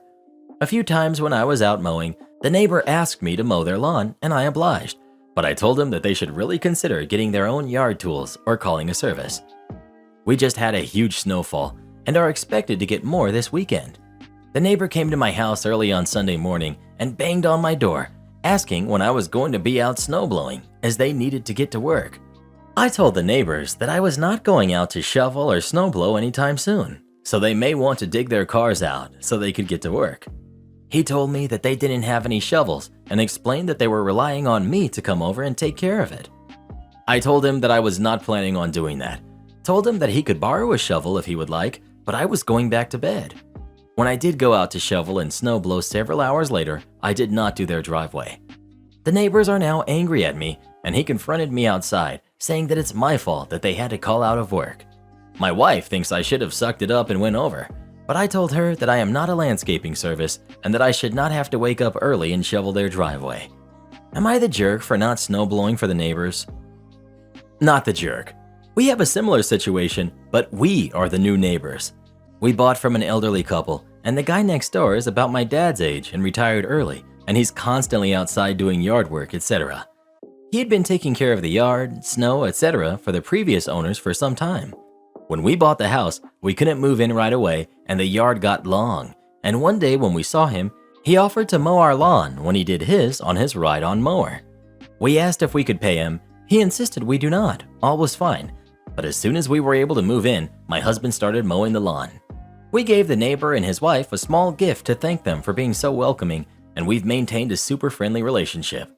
It snowed last week, and my husband was still at work when the neighbor was clearing his property, and I looked out the window and saw that he noticed my daughter and I were home alone, and he did my sidewalk for me, which was super nice, but we had never expected. These people sound crazy entitled. It's like they were sold the house thinking it came with a neighborhood lawn service. Am I the jerk for telling my younger brother he needs to find somewhere else to live? My little brother, who's 16, has been living with me for a little over a year now. Our parents kicked him out due to their strong beliefs, and I couldn't not take him in. He's my baby brother. My partner set a few ground rules when he moved in. No parties. His rent would be our weekly grocery bill, and if he could look after our 2 kids, who are 6 and 10, while we're both working late, that would be amazing. And there would be no guests in our home. He agreed to all of these conditions and was holding up to them very well until recently. My brother recently got a new boyfriend, who we have met a couple of times, and he seems really sweet, but we don't know him really well yet. Anyway, my partner and I were working late the other night, and he called me to find out if his boyfriend could come around, and I told him I'd rather he didn't be around my kids while we were not there. He seemed fine with it, and I thought nothing of it. However, when I got home, there was his boyfriend, sitting on the couch with him. I didn't disturb them because his boyfriend seemed emotionally distressed. He was crying, and when he left, I asked my brother what happened. Apparently, his boyfriend just found out his parents are divorcing. I told him I was sorry for his boyfriend, but I asked him not to have him around my kids until we were home, and just because they were asleep doesn't change the fact because anything could have happened. We got into a bit of an argument with him defending himself, and I ended up telling him that I felt extremely disrespected and worried for my kids because he wasn't sticking to our agreement, and I have no idea how many times he's had people in the house without permission. I told him, unfortunately, he's going to need to find another place to stay. I have kids to look after, and they come first. We don't take much rent off him, so he's got $15,000 in his bank account. He's not running a risk of being homeless. I told him he had until the end of March to find a place, and until he does his regular duties stand. He started crying and apologizing and asking if he could stay, so I told him I wasn't disowning him like our parents did. He just can't live here anymore. My husband says I was a complete jerk and I need to tell him he's allowed to stay. He said he called first, so he's most likely never had anyone else over without permission, and he'd be a pretty bad boyfriend if he wasn't there as support. I feel like I may be the jerk because my husband is usually tight on the rules, and even he's willing to bend them for this. So, am I the jerk? Am I the jerk for telling my stepmom she needed to move out in a few months? My dad married my stepmom 7 years ago. She's not a bad woman, and she's not a gold digger either. She and my dad are legitimately in love. However, my dad doesn't have much time left due to medical issues. He likely won't make it till summer. My dad and I weren't close. He was military, and if he wasn't gone, he was in a crappy mood. My mom was in the picture, but she wasn't a saint either, so I was raised by my grandparents in their home. Neither of my parents could tell you my birthday 3 years ago to give you an idea of it. I don't hate either of my parents, but I don't really recognize them as my parents either. My dad has been a much better dad to my stepmom's son, which is good, and I'm grateful for that. However, I don't feel a bond with my stepbrother or stepmom either. When my grandma passed, she left me her home and her will, as that was what my grandparents wanted. My dad and his wife moved in with my permission while I was away at school. It was no secret that I intended to move back and live alone in my home, which has caused some conflicts in the past. This past weekend, while I was studying, stepmom sent me an email filling me in on dad again, telling me about her layoff and asking what my plans were after this last semester. So I told her I was returning home and had a job lined up with an old friend. Stepmom asked if I felt it would be crowded there, and I reminded her that it was my home, so if anyone was uncomfortable, they would need to relocate. Stepmom pushed back a little, and I reminded her again the home was mine and that they needed to be ready to leave by summer's end, as this is my last semester and I wanted to give them plenty of time to relocate. My dad ended up calling me later and tried to guilt me. However, I reminded him that he didn't really raise me, and I was under no obligation to help them as much as I already had. I called his wife after and told her that after my dad passed, she was gone for what she had just tried to do. The summer deal was off, and I would evict after 60 days, which is still more than required. I told her my dad chose a military career over his son, and when he wasn't lacing his boots, he was yelling at me or throwing stuff. Stepmom brought her child's education into it because they couldn't afford to live in a good school district when this was over. But I told her neither he or she was my concern. I told my friends about this, and they all thought I was right because of what I've already done for them and what my dad did in the past. They have said the stepmother is just another person in the world, and it sucks for her, but you can't set yourself on fire to keep them warm. What do you guys think? Am I the jerk? Support our channel by joining as a member today, and we'll give you a shout out in our next video. Or come watch this video next. You won't believe what Karen does in that one.